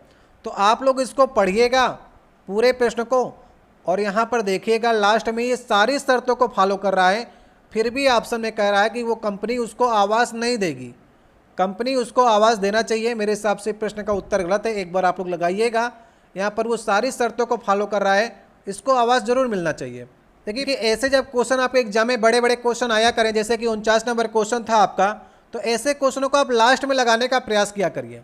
अगर इस चक्कर में आपके 5 से 6 मिनट बर्बाद हो जाएं और बाद में मालूम चले कि इसका उत्तर तो सही नहीं आ रहा, तो उसमें आपका समय भी जाएगा और 5 से 6 मिनट में आप 3-4 क्वेश्चन और सॉल्व कर सकते थे, वो भी आपके चले जाएंगे। तो ऐसे क्वेश्चनों को लास्ट के लिए आप वहाँ पर लगाने का ऑप्शन आता है, बाद में देखने का ऑप्शन आता है, तो उसको लगा करके छोड़ दीजिए। लास्ट में लगेगा तो लगेगा, नहीं तो आपके पूरे क्वेश्चन तो वैसे भी हो चुके हैं। तो ठीक है, 50 नंबर क्वेश्चन है, यहाँ पर आपसे 11 से भाज्य संख्या है, तो x की वैल्यू आपको ज्ञात करनी है। तो हमने आपको ऐसा पहले भी क्वेश्चन कराया इसी वीडियो में, 8, 2, 1, 9 x है। तो अल्टरनेट को ले लीजिए 8, 1 और x, इनको जोड़िए 8, 1, 9 प्लस x, और अल्टरनेट में इनको जोड़िए 9, 2, 11। इन दोनों को अगर हम लोग माइनस करेंगे तो वो 0 आना चाहिए या तो 11 आना चाहिए। तो 11 कैसे बनेगा या फिर 0 कैसे बनेगा? तो यहाँ पर अगर आप 2 रख दें, x की जगह पर 2 रख दें, तो 9, 2, 11 हो जाएगा, और 11 में से 11 जाएगा, 0 आ जाएगा, तो ये संख्या 11 से भाज्य हो जाएगी। तो यहाँ पर x की जगह पे आप 2 रख दीजिए। तो कौन सा ऑप्शन सही होगा? पहला ही ऑप्शन आपका सही ऑप्शन होगा। 51 नंबर क्वेश्चन, एक कथन और निष्कर्ष से क्वेश्चन आया है। जब ऐसे क्वेश्चन है निष्कर्ष है, तो निष्कर्ष जो है वो कथन में मिलना चाहिए, ऐसा नहीं कि आप अपने आप ही बना दें। ध्यान से पढ़िए कथन को। आजकल वस्तुओं की कीमतें बढ़ रही हैं, तो सिर्फ इतनी बातें कही गई हैं, वस्तुओं की कीमतें बढ़ रही हैं आजकल। निष्कर्ष देखिए क्या कह रहा है, सभी वस्तुएं दुर्लभ होती जा रही हैं। ऐसा दुर्लभ की तो कोई बात कही नहीं है, ये गलत हो गया। लोग वस्तुएं नहीं खा सकते हैं, ऐसा भी नहीं कहा है। उसने तो कीमतें बढ़ने की बात की, ये भी नहीं कहा है। तो जो बात आपको स्पष्ट दिखेगी उसे ही आप सही करेंगे। तो ना तो पहला अनुसरण कर रहा है, ना तो दूसरा कर रहा है, तीसरा वाला ऑप्शन सही ऑप्शन है। 52 नंबर क्वेश्चन है, 36 kg बारूद में 27 kg सोरा है, 5.4 kg चारकोल है, और सल्फर की मात्रा बची हुई कुछ मात्राएं। तो सल्फर की प्रतिशतता आपको ज्ञात करनी है। देखिए सोरा है, चारकोल है और सल्फर है।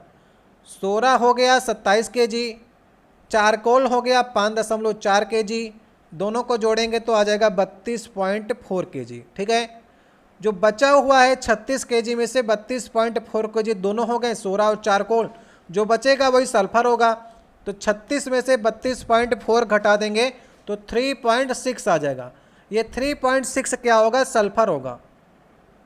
और सल्फर की आपसे प्रतिशतता ज्ञात करनी है, तो 3.6 अपान 36 kg बारूद में से 3.6 की आपको परसेंटेज ज्ञात करनी है, गुणे 100 कर दीजिए।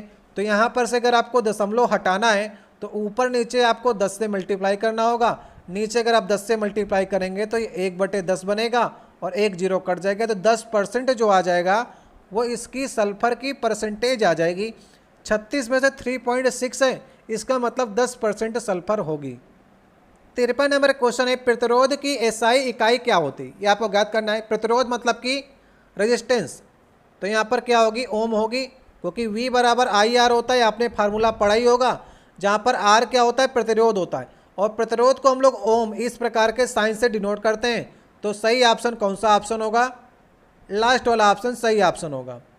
अब देखिए 54 नंबर क्वेश्चन है, 19वीं शताब्दी में पश्चिमी संगीत भारत में लोकप्रिय हो गया था और जिसके परिणाम स्वरूप निम्नलिखित वाद्य यंत्रों को अपनाया गया।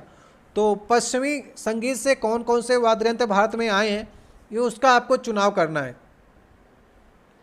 सही ऑप्शन होगा वायलिन आया है और पियानो, ये दोनों जो आए हैं पश्चिमी संगीत से आए हैं, जो 19वीं शताब्दी में भारत में आया था। 55 नंबर क्वेश्चन है, 2 मित्र अपना वाहन बगीचे के प्रवेश द्वार पर खड़ा करते हैं। पार्किंग स्थल बगीचे के प्रवेश द्वार से 500 मीटर दूर है और बगीचे के प्रवेश से 90 डिग्री बाईं ओर स्थित है। यदि बगीचे का प्रवेश द्वार पूर्व की ओर है तो पार्किंग स्थल आपको ज्ञात करना है। ये 4 ऑप्शन है, आप लोग बनाना स्टार्ट करिए, हम भी बनाना स्टार्ट करते हैं। तो सबसे पहले हम लोग दिशाएं बना लेते हैं। इस प्रकार से दिशाएं बना लीजिए, इधर पूर्व होगा, पश्चिम, उत्तर और दक्षिण। ठीक है, इस प्रकार से आपने बना लिया। क्या कह रहा है, बगीचे का प्रवेश द्वार, मान लीजिए यहाँ पर बगीचा है, इसका प्रवेश द्वार पूर्व की ओर है, मतलब प्रवेश यहाँ से होता है। ठीक है, पार्किंग स्थल की दिशा आपको बतानी है। तो पूर्व की ओर से प्रवेश हो रहा है और पार्किंग स्थल बगीचे के प्रवेश से 500 मीटर की दूरी पर है और बगीचे के प्रवेश से 90 डिग्री बाईं ओर है। तो 90 डिग्री की बात करेंगे, यहाँ से आप प्रवेश ले रहे हैं और बाईं ओर 90 डिग्री लेंगे तो यहाँ पर पार्किंग स्थल उत्तर दिशा की ओर होगा। तो पार्किंग स्थल किस दिशा की ओर है, तो उत्तर दिशा की ओर होगा। 90 डिग्री ये वाला आपका एंगल बनेगा। तो कौन सा ऑप्शन सही ऑप्शन होगा, दूसरा वाला ऑप्शन। 56 नंबर क्वेश्चन है, यदि आपको ए और बी का रेशियो दे रखा है 4:5, ए और सी का आपको रेशियो दे रखा है 3:4, तो बी और सी का आपको रेशियो ज्ञात करना है।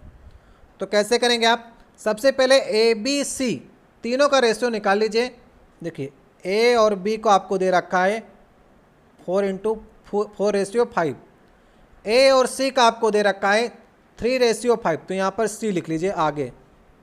ठीक है, तो ए का दे रखा है 3:4, तीनों का निकालना है तो ए को आपको सेम करना पड़ेगा। ए का सेम करेंगे तो 3 का मल्टीप्लाई इस पूरे पद में करना पड़ेगा और 4 का मल्टीप्लाई इन नीचे वाले पदों में करना पड़ेगा। तो 3 का मल्टीप्लाई करेंगे अगर आप ऊपर और 4 का करेंगे नीचे, तो 4 चौको 16 और 3 चौको 12। देखिए 12 जो हो जाएगा बराबर हो जाएगा। इसके बाद 3 पचे 15, तो 16, 12, 15 सी ए बी का रेशियो आ जाएगा। और आपको बी और सी का निकालना है, तो बी 15 है और सी कितना होगा, 16 होगा। तो 15:16 किस ऑप्शन में, पहले वाला ऑप्शन में। इसी को आप टिक कर दीजिए, यही ऑप्शन सही ऑप्शन होगा। देखिए 57 नंबर क्वेश्चन है, नीचे दिए गए आपको चित्र में त्रिकोण कितने मौजूद हैं, इसकी आपको गिनती करनी। ये कोई ऐसा नहीं है कि इसमें आप फार्मूला आकर गिन लेंगे। ये प्रश्न जो था इसमें 17, 21, 19 और 23 ऐसे ऑप्शन दिए गए थे और इसमें त्रिकोण जो हैं इन चारों ऑप्शन से ज़्यादा निकलेंगे, इसलिए इस क्वेश्चन को इग्नोर क्वेश्चन में डाल दिया गया था। मतलब सबको 1 नंबर मिलेगा, तो इसको गिनने का प्रयास कीजिएगा। इसमें ऑप्शन से ज़्यादा आपको त्रिकोण मिलेंगे, इसलिए जो है ऑप्शन वो हटा दिया गया था आपके एग्जाम से। सबको 1 नंबर मिलेगा जिसने प्रयास किया होगा या फिर जिसने प्रयास नहीं भी किया होगा। 58 नंबर क्वेश्चन है, नीचे दिए गए आपको कथन और प्रश्न में उल्टा लिख दिया गया। आपकी बार देखिए कथन को ऊपर लिख दिया गया, प्रश्न को नीचे लिख दिया गया। तो आपको बताना है प्रश्न के उत्तर देने के लिए कौन सा कथन पर्याप्त आपको लग रहा है। प्रश्न क्या है, नीचे से पढ़िए प्रश्न को। निर्धारित कीजिए कि यदि गुणनफल ए बी धनात्मक है, तो आप इसका निर्धारण कैसे कर सकते हैं। ए बी धनात्मक तभी हो सकते हैं या तो ए धनात्मक हो और बी भी धनात्मक हो, तो ए बी का मल्टीपल धनात्मक होगा, या तो ए ऋणात्मक हो और बी भी साथ में ऋणात्मक हो, तो दोनों का मल्टीपल जो होगा वो धनात्मक होगा। तो ऐसी कंडीशन जो बनेगी इसमें आपको देखिए कथन 1 से ही आपको पता चल जाएगा कि गुणनफल धनात्मक होगा, क्योंकि ए और बी का स्क्वायर करने पर, जोड़ने पर, स्क्वायर करने पर, ए बी के माइनस करने का स्क्वायर करने पर ये वैल्यू हमेशा बड़ी आएगी। और किस कंडीशन में आएगी, जब हमने दोनों को पॉजिटिव लेंगे या फिर दोनों को नेगेटिव लेंगे। तो पहली कंडीशन से मालूम चल जाएगा कि ए बी धनात्मक है कि नहीं है। तो इसके लिए 1 और 2 दोनों पर्याप्त नहीं है, केवल एक ही कथन पर्याप्त होगा। देखिए ए और बी को जरूर नहीं के बराबर ही रखें तभी धनात्मक आए, इसलिए दूसरे वाले को नहीं लेंगे, हम पहले वाले कथन से पता लगा लेंगे। यहाँ पर आप लोग इसके उत्तर भी देख सकते हैं। 59 नंबर क्वेश्चन है, वाई वर्ष से पहले जून की आयु जानकी की आयु की 2/7 थी। ठीक है, चलिए हम लोग बनाना स्टार्ट करते हैं। यहाँ पर हम लोग लिखते हैं जून और यहाँ पर लिख देते हैं जानकी। ये क्या कह रहा है, वाई वर्ष से पहले की बात कर रहा है, अभी की बात नहीं है, वाई वर्ष पहले की बात है। जून जो था अगर 2 साल का है तो जानकी 7 साल की होगी, रेशियो में है। आज से वाई वर्ष बाद, ये वाई वर्ष पहले है, वाई वर्ष बाद जून की आयु जानकी की आयु की 2/3 होगी, मतलब ये 2 होगा, ये 3 होगी। ठीक है, तो जून और जानकी की वर्तमान आयु आपको ज्ञात करनी है। अब देखिए यहाँ पर जो है ये रेशियो चेंज होना चाहिए। कैसे चेंज करेंगे आप, देखिए 2 और 7 का रेशियो है और अभी भी 2 3 का है, तो उसको चेंज करिए और इसका जो इक्वल करिए। यहाँ पर देखिए 0 बढ़ रहा है और यहाँ पर कितना बढ़ रहा है, 4 बढ़ रहा है, तो इसको सेम करिए आप लोग। इसके लिए आपको नीचे 5 से मल्टीप्लाई करना होगा क्योंकि यहाँ पर 2 और 7, 7 में से 2 घटाएंगे 5 आएगा। तो इसका अगर आपको इन दोनों पदों में 5 से मल्टीप्लाई करेंगे तो बाद वाली उम्र आपको एक्चुअल रेशियो मालूम चलेगी। तो ये आ जाएगा 10 और 5 3 15। ठीक है, अब देखिए दोनों का अंतर देखिए, 2 से 10 में कितने का अंतर हो रहा है, 8 का अंतर हो रहा है, और 7 से 15 में 8 का अंतर हो रहा है। तो अब हमने अंतर को सेम कर लिया। ये y वर्ष से पहले था और ये y वर्ष से बाद है, तो y और y मिलकर के 2y हो गए। और अंतर कितने का हमने निकाला, 8 वर्ष का। 2 से 10 में देखिए 8 वर्ष का अंतर है, और 7 से 15 भी 8 वर्ष का अंतर है। तो 2y बराबर 8 वर्ष, तो y बराबर 4 वर्ष। ठीक है, y बराबर 4 वर्ष।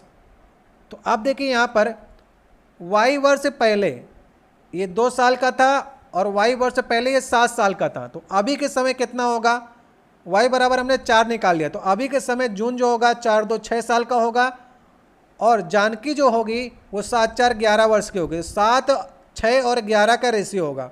तो कौन सा ऑप्शन सही होगा, लास्ट वाला ऑप्शन जो होगा वो सही ऑप्शन होगा। ये चौथा ऑप्शन सही ऑप्शन है। 60 नंबर क्वेश्चन है, यहाँ पर देखिए सिंप्लीफिकेशन है। सबसे पहले आप भाग को हल करेंगे, 19 चौक 76, फिर 4 का मल्टीप्लाई 2 के साथ करेंगे, 4 दूना 8, 8 में से 6 जाएंगे, 2 आ जाएगा। इसका 2 जो आ जाएगा वो सही उत्तर आ जाएगा। तो आसानी से आप इसे जल्दी से हल कर सकते हैं। 61 नंबर क्वेश्चन है, न्यूटन एक फिल्म आई थी, आपने देखा होगा, ऑस्कर के लिए नॉमिनेट भी हुई थी फिल्म। तो न्यूटन फिल्म आप लोग जरूर देखिएगा, अच्छी आपको सीख देकर जाएगी। 2017 में मूवी रिलीज हुई थी, क्योंकि ये 2018 का पेपर आप करा रहे हैं। इसके पहले रेलवे ग्रुप डी का पेपर 2018 में हुआ था। तो उसके मुख्य भूमिका मतलब अभिनेता का नाम आपको बताना है। तो कौन थे अभिनेता, राजकुमार राव जो थे उसमें मुख्य भूमिका में थे न्यूटन की। सही ऑप्शन होगा तीसरा वाला ऑप्शन। देखिए 62 नंबर क्वेश्चन है, चमगादड़ परावर्तित कौन सी किरणें प्राप्त करके रास्ते की रुकावटों का पता लगाते हैं। क्योंकि चमगादड़ जो होते हैं रात में उड़ते हैं, तो वो कैसे पता लगाते हैं कि आगे पेड़ पौधे हैं, आगे जानवर है, आगे आगे मतलब कोई भी बाधा है, कैसे पता लगाते हैं। तो वो परासभ तरंगों की सहायता से परिवर्तित किरणें जो उनके पास आती हैं टकरा करके, उससे ये पता लगा लेते हैं कि आगे बाधा है कि नहीं। तो परासभ तरंगों के द्वारा ही पता लगाते हैं। पहला ऑप्शन सही ऑप्शन होगा। 63 नंबर क्वेश्चन है, इलियाना असंगत चुनने के लिए काफ़ी स्मार्ट है। तो इसमें से आपको चयन करना है कि असंगत कौन सा है। इलियाना क्या आप भी असंगत चुनने में काफ़ी स्मार्ट हैं। अगर आपको सारे ऑप्शन इस प्रकार से दे दिए जाएं और बताइए इसमें से असंगत कौन है, तो सी वाले ऑप्शन को आप टिक कर देंगे, क्योंकि सब में 3 पत्तियां हैं और इसमें 4 कैसे हो गई। तो असंगत तो हो गया सी वाला ना, तो सी वाला ऑप्शन सही ऑप्शन होगा। 64 नंबर क्वेश्चन है, इसमें से आपको एक सार्वजनिक क्षेत्र का उद्योग आपको ज्ञात करना है। अमूल जो है वो प्राइवेट कंपनी, अमूल की, टिस्को भी प्राइवेट है, रिलायंस पेट्रोलियम भी प्राइवेट है। तो सेल यहाँ पर आपको मिला, steel authority of India limited एक सार्वजनिक क्षेत्र का उद्योग है। तो कौन सा ऑप्शन सही होगा, दूसरा। ये जो सेल है ये महारत्न कंपनी में आता है, जो कि सरकार के स्वामित्व में है, इसलिए सार्वजनिक क्षेत्र है। 65 नंबर क्वेश्चन है, आकृति में आपको दर्पण छवि का चुनाव करना है। अगर दर्पण यहाँ पर लगा दें तो ABCD में से कौन सा ऑप्शन आपको सही लग रहा है। तो इसका कौन सा ऑप्शन आपको सही लगेगा, ए वाला ऑप्शन जो है, अगर नीचे दर्पण लगा लें जिसे हम लोग जल प्रतिबिंब भी कहते हैं, तो ए वाला ऑप्शन सही ऑप्शन होगा। आराम से इसे देख करके समय लेकर के आप लोग कर सकते हैं। 66 नंबर क्वेश्चन है, किस देश ने 2018 फीफा फेयर प्ले ट्रॉफी जीती, बताइए। 2018 में फीफा हुआ था और फीफा किस टीम जीता था फीफा विश्व कप, तो फ्रांस की टीम ने जीता था। क्रोएशिया को हरा करके जीता था फ्रांस की टीम ने। फीफा जो होता है फुटबॉल का एक विश्व कप होता है, तो फ्रांस ने जीता है 2018 वाला। लेकिन ये पूछ रहा है फेयर प्ले ट्रॉफी, किसने जो है फेयर प्ले ट्रॉफी जीती, जो कि सबसे फेयर खेलता है, बिना किसी विवाद के, बिना किसी लड़ाई के जो गेम को खेलता है उसे ये ट्रॉफी दी जाती है, जो कि किसको मिली थी, स्पेन को मिली थी। तो ए वाला ऑप्शन सही ऑप्शन है। अब देखिए 67 नंबर क्वेश्चन है, निम्नलिखित जानकारी को ध्यानपूर्वक पढ़ना है और प्रश्न का उत्तर देना है। प्रश्न क्या आपसे पूछा है, इनमें से कौन शतरंज, थ्रोबॉल और टेनिस तीनों खेलता है, ये आपको ज्ञात करना है। शतरंज, थ्रोबॉल और टेनिस। चलिए देखते हैं। वीणा और बिंदु कैरम और थ्रोबॉल खेलती हैं, तो कैरम तो इसने पूछा नहीं है। शतरंज, थ्रोबॉल और टेनिस पूछा है इसने। काव्या, पवित्रा जो है टेनिस और शतरंज खेलती हैं, तो टेनिस और शतरंज ये दोनों ही खेलती हैं। अगर इन दोनों में से कोई थ्रोबॉल खेल ले तो उसी को हम लोग टिक कर देंगे। बिंदु और काव्या शतरंज और थ्रोबॉल खेलते हैं। तो काव्या जो है वो यहाँ पर देखिए दोनों जगह आया है, जो टेनिस शतरंज भी खेलती है और थ्रोबॉल भी खेलती है। तो काव्या जो होगी वो तीनों खेल खेलती है, इसलिए काव्या को आप सही करेंगे। किस ऑप्शन में है? तीसरे ऑप्शन में है। 68 नंबर क्वेश्चन है, जनवरी 2018 में दावोस में विश्व आर्थिक मंच में निम्नलिखित में से किसने क्रिस्टल पुरस्कार से सम्मानित नहीं किया गया था? तो 68 नंबर क्वेश्चन का उत्तर बताइए। आप लोग नहीं बता पाएंगे क्योंकि बहुत पुराना क्वेश्चन है। मैं आपको इसका उत्तर बता देता हूँ। इसका उत्तर होगा किरण राव।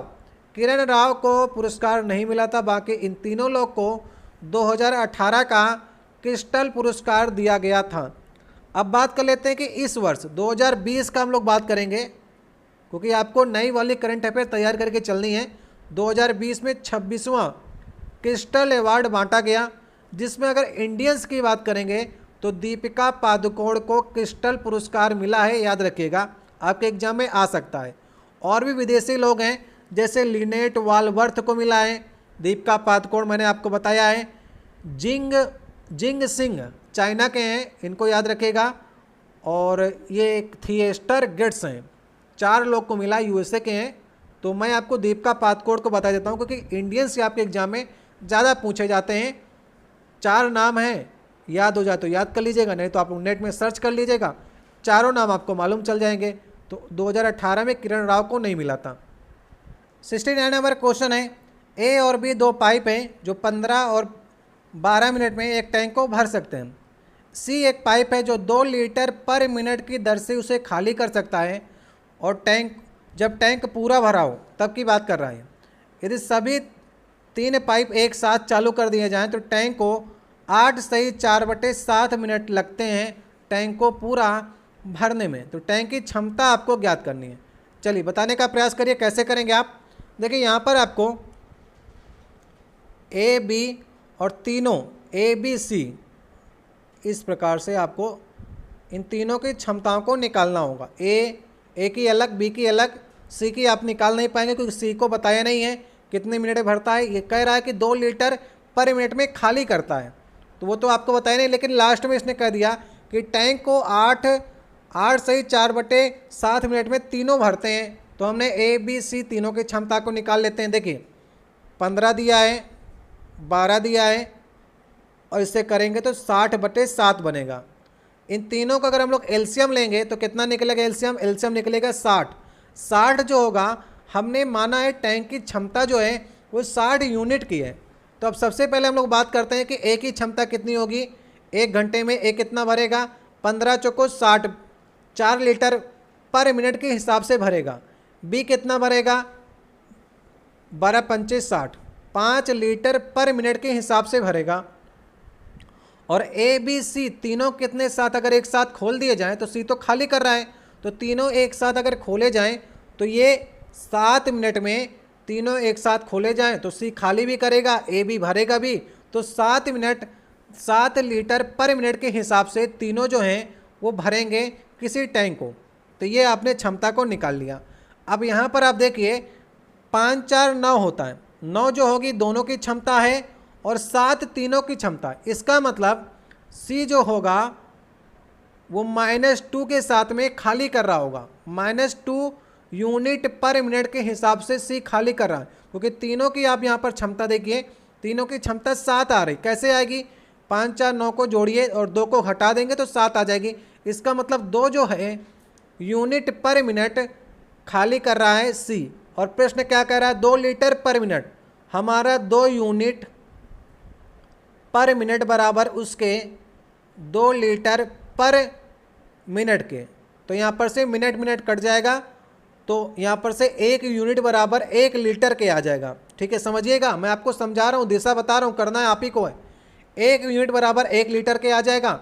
हमने क्षमता मानी थी टैंक की 7 लीटर, मतलब 60 यूनिट मानी थी, और ये कह रहा है 1 यूनिट बराबर 1 लीटर। तो टैंक की क्षमता जो हमने 60 मानी थी ये बिल्कुल सही है। 1 बराबर आ गए तो 60 लीटर जो होगी वो टैंक की क्षमता हो जाएगी। सही ऑप्शन हो जाएगा तीसरा वाला ऑप्शन। देखिए 70 नंबर क्वेश्चन है, लौह सामग्री का विद्युत लेपन करने के लिए निम्नलिखित में से किस धातु का उपयोग किया जाता है?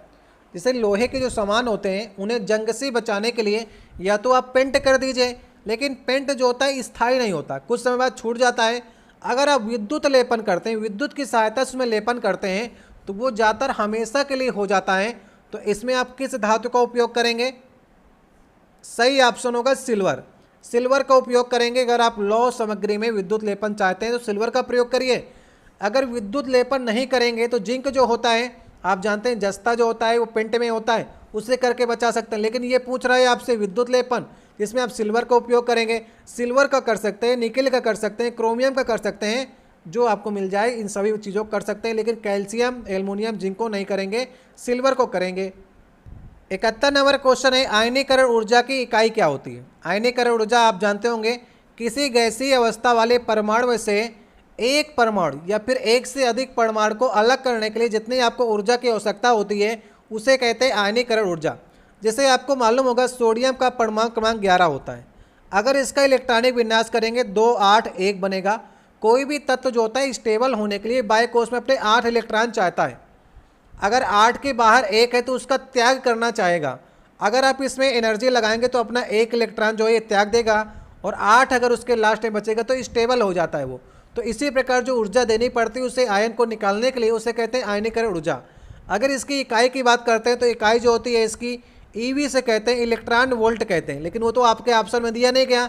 इसकी आयनीकरण ऊर्जा की एक और इकाई होती है केजी अपान मोल। केजे का मतलब होता है किलो जूल, किलो जूल अपान मोल, जिससे अगर आप मोल को ऊपर ले जाएंगे तो -1 बनेगी। तो कौन सा ऑप्शन आप सही करेंगे? लास्ट वाला। अगर एम लिख दिया तो एम का मतलब हो जाता है मीटर, इसलिए आप मोल को MOL से डिनोट करेंगे। तो कौन सा ऑप्शन सही ऑप्शन होगा? लास्ट वाला ऑप्शन इसका सही ऑप्शन होगा। 72 नंबर क्वेश्चन है, ए हॉर्स वॉक्स इनटू ए बार नामक अपने उपन्यास के लिए मैन बुकर इंटरनेशनल प्राइज किसने जीता था? तो ये 2017-18 पुरस्कार मिला था। तो डेविड ग्रासमैन को ये पुरस्कार दिया गया था। तो ठीक है, ये मैन बुकर इंटरनेशनल प्राइज की बात कर रहा है। अब हम लोग बात कर लेते हैं 2020 का पुरस्कार मैन बुकर इंटरनेशनल प्राइज किसने जीता है? तो मार्के लुकास रिजनेवेल्ट ने जीता है। किसने जीता है? मार्के लुकास रिजनेवेल्ट। उनका जो उपन्यास है वो उपन्यास का नाम है दी डिस्कम्फर्ट ऑफ इवनिंग। ठीक है, दी डिस्कम्फर्ट ऑफ इवनिंग जो है वो मार्के लुकास का उपन्यास है, जो 2020 में मैन बुकर इंटरनेशनल प्राइज को जीता है। याद रखिएगा आप लोग, मैंने आपको बता दिया है 2020 वाला, ये आपका 2017 वाला पुरस्कार आप एग्जाम में पूछा गया था। 73 नंबर क्वेश्चन है, कथन और धारणाओं पे आपको विचार करना है और इसके बाद आपको उत्तर देना स्टार्ट करना है। धारणाओं के बाद में नीचे देखिए 4 ऑप्शन आपको मिलेंगे। तो पहले कथन को पढ़िए, खेल खेलना शुरू करने से पहले निर्देश को पढ़ना है, यह कथन आपको दिया गया है। ठीक है, अब कथन के बाद धारणा क्या निकल सकती है इसकी? खेल आयोजित किया जा रहा है, बिल्कुल। अगर खेल हो रहा है तभी तो कह रहा है खेल खेलना शुरू करने से पहले निर्देश को पढ़ें, तो खेल होगा तभी तो निर्देश को पढ़ेंगे, तो ये तो सही है। कोई भी अंधा व्यक्ति खेल नहीं खेल रहा है। जब ये निर्देश पढ़ने के लिए कह रहा है तो इसका मतलब है कि कोई अंधा व्यक्ति नहीं खेल खेल रहा है, तभी तो ये कह रहा है निर्देश को पढ़िए। नहीं तो नीचे लिखा होता कि दृष्टिबाधित यहाँ पर पढ़ें या यहाँ पर हाथों से अनुभव करें, इसलिए ये भी सही होगा। खिलाड़ी साक्षर हैं, ये खेल जो है वो निर्देश पढ़ने के लिए कहा जा रहा था, ये मान के चला जा रहा है कि सभी साक्षर होंगे, कोई भी अनपढ़ नहीं आया है। तो तीनों बातों फॉलो होंगी जो कथन के इसने कहा है, सभी अंतर्निहित हैं, ये बात आपको समझनी पड़ेगी। ठीक है, तो तीनों ही धारणाएं सही होंगी, तभी खेल जो है वो निर्देश को पढ़ने के लिए कह रहा है। 74 नंबर क्वेश्चन है, निम्नलिखित में से कौन एक मौलिक अधिकार भारत के संविधान में निहित नहीं है? इसमें से 3 हैं, एक नहीं है। तो संपत्ति का अधिकार 44वें संविधान संशोधन 1978 के द्वारा मौलिक अधिकार की श्रेणी से हटा दिया गया था, इसलिए संपत्ति का अधिकार एक मौलिक अधिकार नहीं है। बाकी तीनों जो हैं वो मौलिक अधिकारों में आते हैं, पहले यह भी आता था। 75 नंबर क्वेश्चन है, विषम की आपको पहचान करनी है। विषम कौन सा है इसमें? देखिए, न्यूटन अपान मीटर स्क्वायर, पास्कल, डाइन अपान सेंटीमीटर स्क्वायर, ये तीनों जो हैं वो किसकी यूनिट है? दाब की यूनिट है। ठीक है, लेकिन न्यूटन जो होती है वो बल की यूनिट होती है, तो बल वाला जो है ये विषम है। बाकी तीनों एक ही प्रकार से दाब की यूनिट है, अलग अलग प्रकार से लिखी गई हैं, लेकिन न्यूटन जो है वो किसकी है? बल की यूनिट है। 76 नंबर क्वेश्चन है, आपको वर्गमूल ज्ञात करना है। तो वर्गमूल आप आराम से इसको भागविधि की सहायता से इसका वर्गमूल को ज्ञात कर सकते हैं। तो इसका कौन सा ऑप्शन आपका निकलेगा? 114। 114 का वर्गमूल जो होगा वो 129.96 निकलेगा। इसको आप ट्रिक की सहायता से भी कर सकते हैं और भागविधि की सहायता से भी कर सकते हैं। तो भागविधि से कर लीजिएगा, मेरे हिसाब से उससे आपको जल्दी उत्तर पता चल जाएगा। इधर से आप 2 2 के जोड़े बनाइए, सिंगल बनेगा। पहले एक बार जाएगा तो 1 1 1, इधर 2 लिख लीजिएगा, 0 हो जाएगा, 29 आ जाएगा। नेक्स्ट बार में फिर से एक बार जाएगा तो 21 1 22 बन जाएगा, और ये 21 फिर 8 बचेगा, और नेक्स्ट बार में ये 4 बार जाएगा तो ये कट जाएगा। तो 114 जो आ जाएगा वो इसका सही उत्तर आ जाएगा। 77 नंबर क्वेश्चन है, 80 kg द्रव्यमान का एक व्यक्ति 240 न्यूटन बल के साथ में दौड़ता है, तो उसका त्वरण आपको ज्ञात करना है। तो यहाँ पर देखिए बल की बात की है, बल का फार्मूला F बराबर क्या होता है? ma होता है। m क्या है? मास है। मास आपको 80 kg दे रखा है, और फोर्स भी आपको दे रखा है न्यूटन में 240। तो एक्सेलरेशन आपको ज्ञात करना है, a आपको ज्ञात करना है। तो 8 त्रिक 24, 3 आ जाएगा एक्सेलरेशन। लेकिन एक्सेलरेशन यूनिट क्या होती है? मीटर पर सेकंड स्क्वायर होती है। तो कौन सा ऑप्शन सही ऑप्शन होगा इसका? तीसरा वाला ऑप्शन सही ऑप्शन होगा। 78 नंबर क्वेश्चन है, ट्रू फॉल्स से संबंधित है। जैसे ट्रू फॉल्स से संबंधित है वैसे स्ट्रेट कैसे संबंधित है। इसका अपोजिट दिया गया, ट्रू का फॉल्स, तो स्ट्रेट का क्या होगा? 4 ऑप्शन है, सही ऑप्शन होगा कर्व। अगर कोई सीधा है तो कर्व मतलब टेढ़ा। तो कौन सा ऑप्शन सही होगा? दूसरा वाला ऑप्शन सही ऑप्शन होगा। 79 नंबर क्वेश्चन है, कौन सा शब्द फुटबॉल से संबंधित है? तो यहाँ पर देखिए नाइट वॉचमैन क्रिकेट का है, गुगली क्रिकेट का है, दूसरा क्रिकेट का है। ड्रिबल जो होता है ये फुटबॉल से संबंधित है। अगर आपको नहीं भी आता है तो 3 को गलत करके आप ऊपर वाले को सही कर सकते हैं, ये भी आपको ध्यान रखना होगा। 80 नंबर क्वेश्चन है, 60 पुरुष किसी कार्य को 17 घंटे में कर सकते हैं। 6 दिनों बाद 5 श्रमिकों ने कार्य को छोड़ दिया, तब कार्य पूरा होने में कितने दिन लगेंगे, ये आपको ज्ञात करना है। तो टोटल कार्य हमारा कितने था? 60 पुरुष 17 घंटे में किसी कार्य को कर सकते थे। लेकिन 6 दिनों बाद, 6 दिन तक तो 60 ही पुरुष काम करेंगे ना, तो 6 गुणे 60 गुणे 6 कर दीजिए। इसके बाद 5 श्रमिकों ने छोड़ दिया, तो अब बचे कितने? अब बचेंगे 55। वो कितने दिन करेंगे? माना x दिन करेंगे। तो x की वैल्यू यहाँ से अब ज्ञात करनी है। इन दोनों का मल्टीप्लाई करेंगे और फिर इसका मल्टीप्लाई को घटाएंगे, तो x की वैल्यू यहाँ से निकल कर आ जाएगी 12। तो 12 जो आएगा इसका सही उत्तर आ जाएगा। तो कौन सा ऑप्शन सही ऑप्शन होगा? दूसरा ऑप्शन इसका सही ऑप्शन होगा। 81 नंबर क्वेश्चन है, a-1/a की वैल्यू आपको 7 दे रखी है, तो इसकी वैल्यू आपको ज्ञात करनी है। तो आपको क्या करना पड़ेगा? इसके दोनों तरफ क्यूब कर दीजिए। अगर आप क्यूब करेंगे तो ये a क्यूब बनेगा, -1/a क्यूब करेगा। और यहाँ पर आपको ध्यान रखना होगा कि 3 और a इंटू 1/a जो होगा वो कट जाएगा a से a। फिर इसके बाद कोष्टक में a -1/a रखेंगे, जिसकी वैल्यू आपको 7 दे रखी है, तो यहाँ पर 7 रख लीजिए। और इस तरफ भी क्यूब करेंगे तो 343 बनेगा। और 343 में अगर इस 17 21 इधर आकर के जोड़ देंगे तो वही उत्तर हो जाएगा। तो कितना उत्तर आ जाएगा? 364। तो कौन सा उत्तर सही होगा? तो इसकी वैल्यू कितनी आ जाएगी? 364 आ जाएगी।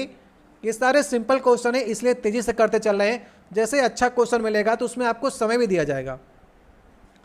देखिए 82 नंबर क्वेश्चन है, यहाँ पर आपको बताना है प्रश्न के उत्तर देने के लिए कौन सा कथन आपको पर्याप्त लग रहा है। जैसे सन का आपको कूट भाषा में पहचान करना है, ठीक है।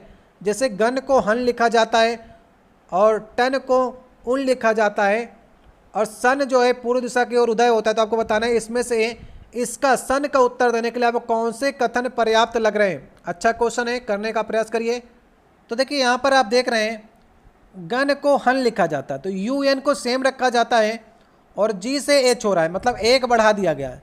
उसी प्रकार से UN को स्थिर रखा जाता है और T से U मतलब 1 बढ़ा दिया गया है।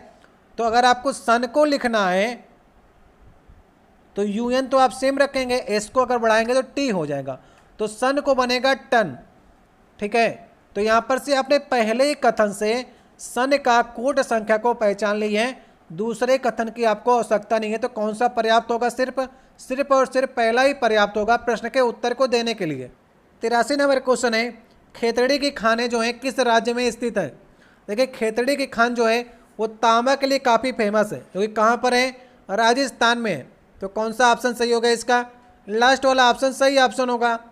84 नंबर क्वेश्चन है, भारतीय स्टेट बैंक मतलब कि SBI के वर्तमान में प्रमुख कौन है? तो वर्तमान मतलब ये 2018 की बात कर रहा है और हम आपको 2020 का बताएंगे। सबसे पहले 2018 का इसका उत्तर आपको बता देते हैं।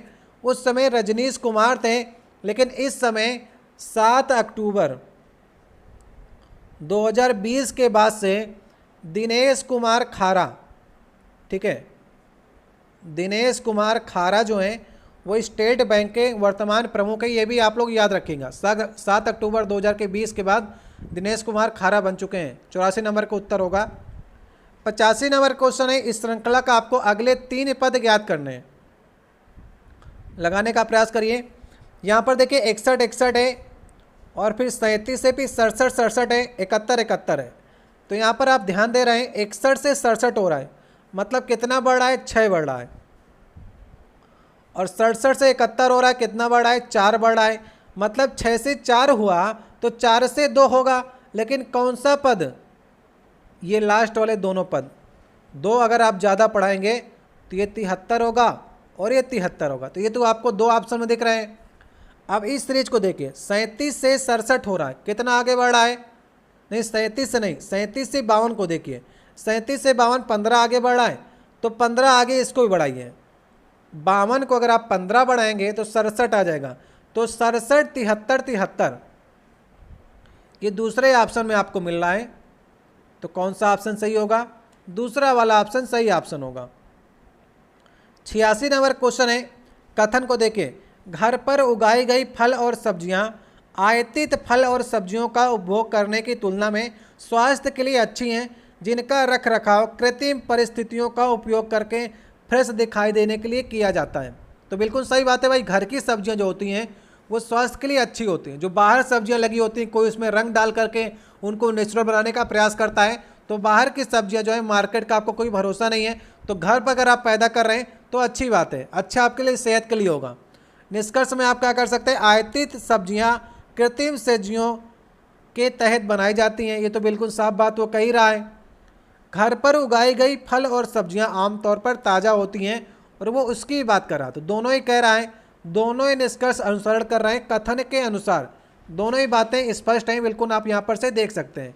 87 नंबर क्वेश्चन है, कौन सा ऊतक पौधों में भोजन का परिवहन कहता है? जैसे भोजन बन जाता है, आप जानते होंगे प्रकाश संश्लेषण से भोजन बनता है पत्तियों के द्वारा।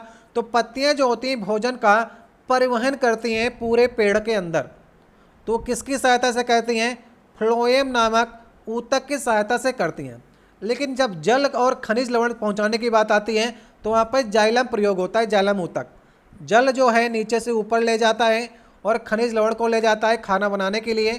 तो वहाँ पर जाइलम को सही करेंगे जब जल की बात करेगा, और जब भोजन की बात करेगी परिवहन करने के लिए तो फ्लोएम की बात करेंगे। तो सही ऑप्शन होगा इसका तीसरा वाला ऑप्शन।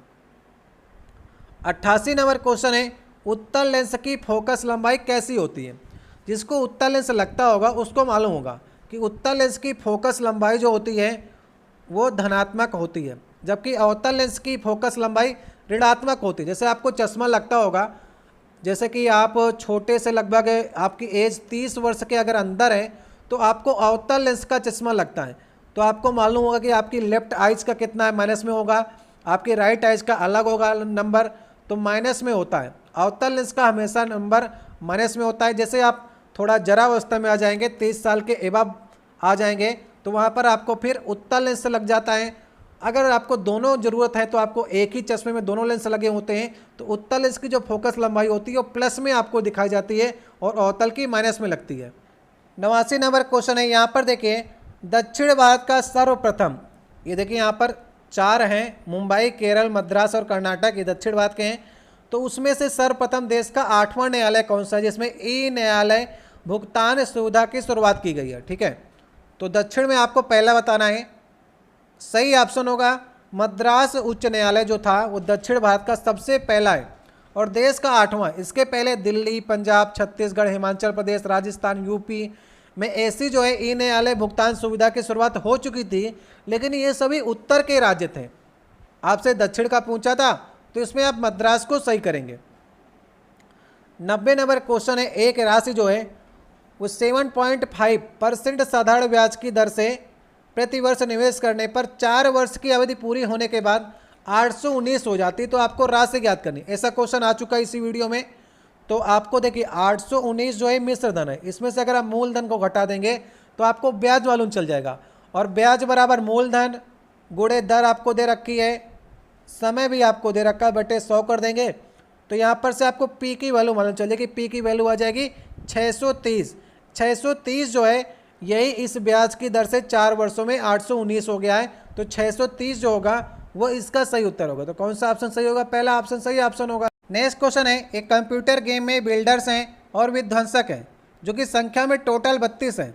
इनमें से कुछ एक महल के चारों ओर एक दीवार को बनाने की कोशिश करते हैं जबकि बाकी इसे ध्वस्त करने की कोशिश करते हैं। प्रत्येक बिल्डर 36 घंटे में अकेले किसी दीवार को बना सकता है जबकि कोई विनाशक उसे 30 घंटे में ध्वस्त कर सकता है। यदि सभी 32 सक्रिय होते हैं जब दीवार नहीं होती है तो दीवार के बनने में 2.5 घंटे का समय लगता है। तो उसमें विध्वंसक कितने हैं? देखिए दीवार बन रही है, इसका मतलब विध्वंसकों की संख्या जो होगी कम होगी। बिल्डर्स दीवार को बनाएंगे और विध्वंसक जो हैं उस दीवार को तोड़ने का प्रयास करेंगे। तो सबसे पहले हम लोग बिल्डर और विध्वंसक की क्षमता निकाल लेते हैं कि 1 घंटे में वो कितना दीवार को बनाएंगे। बिल्डर को हम लोग 20 से कर लेते हैं, विध्वंसक को 20 से कर लेते हैं, ठीक है। तो ये 36 घंटे में बनाते हैं किसी दीवार को और ये 30 घंटे में ध्वस्त कर सकते हैं। अब इनका हम लोग एलसीएम निकालते हैं 36 और 30 का, तो निकल कर आएगा 180, ठीक है। 180 है, हमने मान लिया जो कार्य है वो 180 है। तो बिल्डर्स की क्षमता कितनी आ जाएगी? 180 में 36 का भाग करेंगे तो 5 आ जाएगा और विध्वंसक की क्षमता आ जाएगी 6। तो ये 5 की क्षमता से बनाएंगे और ये 6 की क्षमता से बिगाड़ेंगे। लेकिन दीवार बन रही है क्योंकि जो 32 के 32 सक्रिय हैं। अगर हम मान लेते हैं कि विध्वंसक जो हैं x हैं, विध्वंसक x हैं, तो बिल्डर कितने होंगे? बिल्डर होंगे 32 माइनस x, समझ रहे हैं? टोटल 32 हैं तो विध्वंसक x हो गए, तो बिल्डर हो गए 32 माइनस x। अब देखिए इसकी क्षमता 5 है, बिल्डर्स को 5 से मल्टीप्लाई कर दीजिए, 32 माइनस x मल्टीप्लाई 5, और विध्वंसक को 6 से मल्टीप्लाई कर दे क्योंकि इसकी संख्या x हमने मानी है, तो क्षमता से मल्टीप्लाई करेंगे और दोनों को घटा दीजिए। घटाएंगे इसलिए क्योंकि ये बना रहा है, ये बिगाड़ रहा है, इन दोनों को घटाइए। काम हमने 180 माना था और ये कह रहा है कि 2.5 घंटे में बन जाती है, तो 180 बटे 2.5 के बराबर कर दीजिए। कैसे करेंगे आप? देखिए आपने 5 और 6 क्षमता निकाल ली है। जो बिल्डर्स हैं वो 32 माइनस x हैं, उनकी संख्या, उनकी क्षमता कितनी है? 5 की है। और विध्वंसक हमने x माना था, उनकी क्षमता कितनी है? 6 है। और टोटल काम हमने 180 माना था और ये कह रहा है 2.5 घंटे में होता है, तो इस प्रकार से बराबर कर दीजिए। यहाँ पर से अगर आप x को निकालना चाहेंगे तो x निकल कर आएगा 8। और आपसे पूछा है विध्वंसक, आपने माना क्या था? x बराबर 8, आपने x को ही विध्वंसक माना था, तो x जो होगा उसका सही ऑप्शन होगा, मतलब 8 जो होगा उसका सही ऑप्शन होगा। तो विध्वंसक कम है इसीलिए दीवार बन जा रही है। अगर देखें क्षमता जो है विध्वंसक की तोड़ने वाली ज़्यादा है, अगर विध्वंसक ज़्यादा होते हैं तो दीवार नहीं बनती। सही ऑप्शन होगा 8 जो हैं वो विध्वंसक होंगे। अब देखिए नेक्स्ट क्वेश्चन 92 नंबर क्वेश्चन है, निम्नलिखित श्रेणी में अगला पद क्या होगा? 4 3 7 3 10 और 10 3 13, 13 तो सभी में है। अब यहाँ पर देखिए डी के बाद क्या आता है? डी के बाद ई और एफ, इसने 2 छोड़ा फिर जी आ गया। जी के बाद एच और आई छोड़ा तो जे आ गया। जे के बाद आप के एल एम आ जाएगा। 13 एम, एम किस ऑप्शन में? सिर्फ दूसरे ऑप्शन में, तो दूसरे ऑप्शन को टिक करिए, आगे बढ़िए। 93 नंबर क्वेश्चन है, प्रधानमंत्री उज्ज्वला योजना कब चालू की गई थी? तो आप लोग इसका उत्तर को देख लीजिए। सबसे पहले प्रधानमंत्री उज्ज्वला योजना कब स्टार्ट की गई थी? तो ये स्टार्ट की गई थी 1 मई 2016 को। तो मई 2016 इसमें आपको उत्तर दिख रहा होगा, जिसमें एलपीजी कनेक्शन जो है मुफ्त कनेक्शन दिए जाते थे। तो कहाँ से स्टार्ट किया था प्रधानमंत्री नरेंद्र मोदी ने? यूपी के बलिया ज़िले से, ठीक है, स्टार्ट किया था फ्री एलपीजी कनेक्शन गैस के लिए जो होता है ना। तो 1 मई 2016 को स्टार्ट की गई थी उज्ज्वला योजना। अभी तक क्वेश्चन पूछे जा रहे हैं कि यूपी के बलिया में स्टार्ट की गई थी, ये भी आपको याद रखना है। 94 नंबर क्वेश्चन है, संख्या 48 40 के कितने गुणक हैं, बताइए। देखिए संख्या के फैक्टर्स निकालने के लिए आपको क्या करना पड़ेगा, सबसे पहले संख्या का गुणनखंड कर लीजिए। अगर आप गुणनखंड करेंगे तो ये बनेगा 2 की पावर 3 मल्टीप्लाई 5 मल्टीप्लाई 11 की पावर 2, इस प्रकार से बनेगा। इन सब का मल्टीपल करेंगे तो 4840 आएगा। इस प्रकार से आप पावर के रूप में जब कर लें तो जितना पावर हो, 2 की पावर 3 है उससे ज़्यादा 1 करिए 4 मल्टीप्लाई 5 की पावर 1 है उससे ज़्यादा करिए 2, 11 की पावर 2 है उससे ज़्यादा करिए 3, इन सबको गुणा कर लीजिए। पावर में 1 बढ़ा करके उसका मल्टीप्लाई कर लीजिए। 4 दूनी 8 त्रिक 24, तो 24 जो होगा वो इसका गुणक होगा। कौन सा ऑप्शन सही होगा, पहला वाला ऑप्शन इसका सही ऑप्शन होगा। अब देखिए 95 नंबर क्वेश्चन है, मणिका अपने आयताकार खेत के चारों ओर मंथर गति से घूमती है, मतलब कि धीरे धीरे घूमती है, रुक रुक करके घूमती है। वो पश्चिम की ओर देख करके चलना स्टार्ट करती है, फिर अपने 45 डिग्री अपने दाहिनी ओर मुड़ करके 500 मीटर चलती है। तो अब किस दिशा की ओर जा रही है आपको ज्ञात करना है। तो हम लोग डायग्राम को बनाना स्टार्ट करते हैं। इस प्रकार से आप लोग बना लीजिए, पूरब पश्चिम उत्तर दक्षिण, ठीक है। एक आयताकार मैदान है, यहाँ पर आपको ध्यान रखना है आयताकार मैदान है। तो आयताकार मैदान के चारों तरफ ही दौड़ेगी, बीच में नहीं दौड़ेगी, ठीक है। आयताकार खेत के चारों ओर दौड़ रही है। तो पश्चिम की ओर देख करके वो चलना स्टार्ट करती है। तो इसका प्रारंभिक बिंदु यहाँ पर होगा, पश्चिम की ओर देख करके चलना स्टार्ट करती है, मतलब इस ओर चलेगी। पश्चिम इधर है ना, तो इस ओर चलना स्टार्ट करेगी और 45 डिग्री अपने दाहिने ओर मुड़ करके, तो इसका यहाँ पर से 45 डिग्री दाहिने ओर इस साइड होगा, ये 45 डिग्री यहाँ पर से, तो 45 डिग्री और 500 मीटर चलती है। तो आपको दिशा ज्ञात करनी है। तो अब जो किस दिशा की ओर जा रही है, तो इस डायरेक्शन की ओर जा रही है। और इस डायरेक्शन को आप कौन सी डायरेक्शन करेंगे, उत्तर पश्चिम डायरेक्शन कहेंगे। तो कौन सा ऑप्शन सही होगा ये, तो यहाँ पर आप देख लीजिए, इसका दूसरा वाला ऑप्शन जो होगा वो सही ऑप्शन होगा। उत्तर पश्चिम डायरेक्शन में इस समय वो चल रही है। 96 नंबर क्वेश्चन है, हुमायूं का मकबरा 1517 में निर्मित एक महान वास्तुकला का अच्छा नमूना है। तो आपको बताना है कि हुमायूं का मकबरा कब की वास्तुकला है। सही ऑप्शन होगा, हुमायूं का नाम आते ही आप जान जाते होंगे कि ये मुगल काल की वास्तुकला है।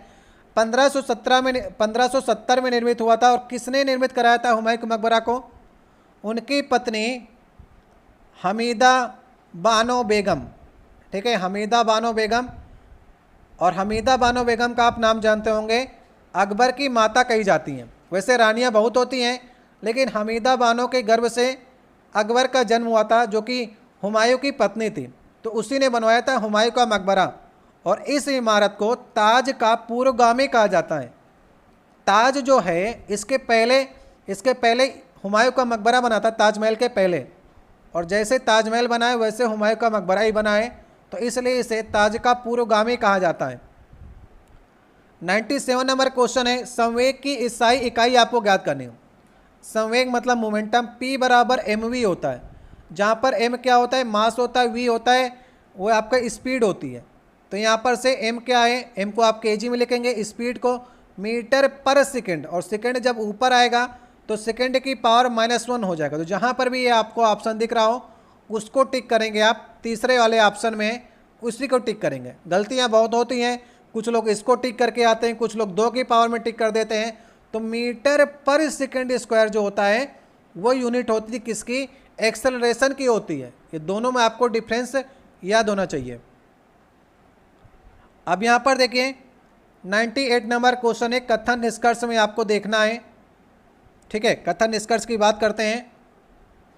कथन को हम लोग बनाना स्टार्ट करते हैं। सभी जो जगुआर हैं, चीते हैं, जो सभी जगुआर का गोला होगा वो चीते के अंदर होगा। चीते को हम लोग सी से कर लेते हैं। नेक्स्ट को देखते हैं, सभी जो चीते हैं वो तेंदुए हैं, तो तेंदुओं को टी से कर लेते हैं।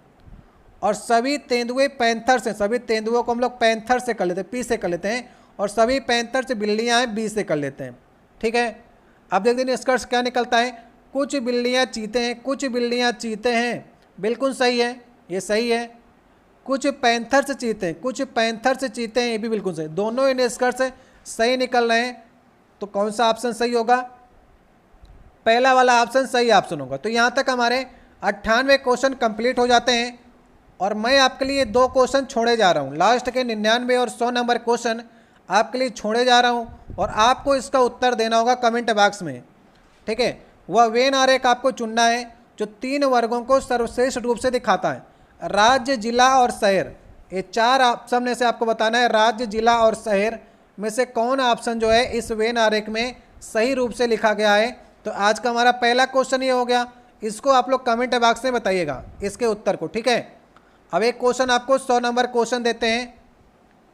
एक क्वेश्चन और है, निम्नलिखित में से कौन सी धातु अपनी मूल स्थिति में मौजूद रहती है? पोटेशियम, तांबा, प्लेटिनम, लोहा। ये 4 ऑप्शन है, मतलब किस धातु का क्षय नहीं होता है, अपनी मूल स्थिति में रहती है, ज़्यादा जो है किसी से मिलती जुलती नहीं है, ज़्यादा किसी के साथ क्रिया नहीं करती है, तो आपको धातु बतानी। तो मैंने आपसे लास्ट में ये 2 क्वेश्चन पूछे हैं और पूरा वीडियो मैंने आपको आराम से बताने का प्रयास किया है। जो सिंप्लीफिकेशन क्वेश्चन थे मैंने आपके लिए छोड़ दिए हैं, आपको उनको हल करने होंगे और समय लेकर के जिस भी आपको क्वेश्चन में समय लगता है, इसमें ज़्यादा देने का हो सकता है, उसको आप लोग करने का प्रयास कीजिएगा। इस पेपर सेट में आपको 2-3 क्वेश्चन गलत भी दिखेंगे, तो उनको आप लोग ध्यान मत दीजिएगा। करंट अफेयर मैंने आपको न्यू वाली करंट अफेयर से अपडेट करा दिया है इस क्वेश्चन पेपर में, तो न्यू वाली अपडेट आप लोग याद कर लीजिएगा। SBI के प्रमुख आप लोग याद कर लीजिएगा, जो भी आपको नए आंकड़े मैंने बताए हैं उसको याद करके चलिएगा। NTPC का एग्ज़ाम समाप्त होने वाला है, तुरंत आपका ग्रुप डी का एग्ज़ाम लगेगा और कम से कम आपको कंपटीशन के लिए 70 से 80 क्वेश्चन के बीच में सही करना होगा। अगर आप फाइनल सेक्शन चाहते हैं तो 75 से 80 के बीच में आपको फाइट करनी होगी। जिन भी लोगों ने फाइट की है उनका सिलेक्शन हुआ है, तो अगर आपको NTPC का पेपर सही नहीं हुआ है तो ग्रुप डी पे आप लोग विशेष तौर पर ध्यान दीजिएगा। ये मैंने आपको चौथा सेट कराया है, 1 से लेकर के 100 तक की सीरीज का चौथा सेट है। इसके पहले मैंने 1 से 1.5 साल पहले आपको 96 GK GS की सीरीज भी कराई है, जो प्ले लिस्ट में आपको पड़ी होगी। ग्रुप डी की मैंने आपको 96 कराई है सीरीज, 50-50 GK GS और GA की, उसको भी आप लोग देख लीजिएगा।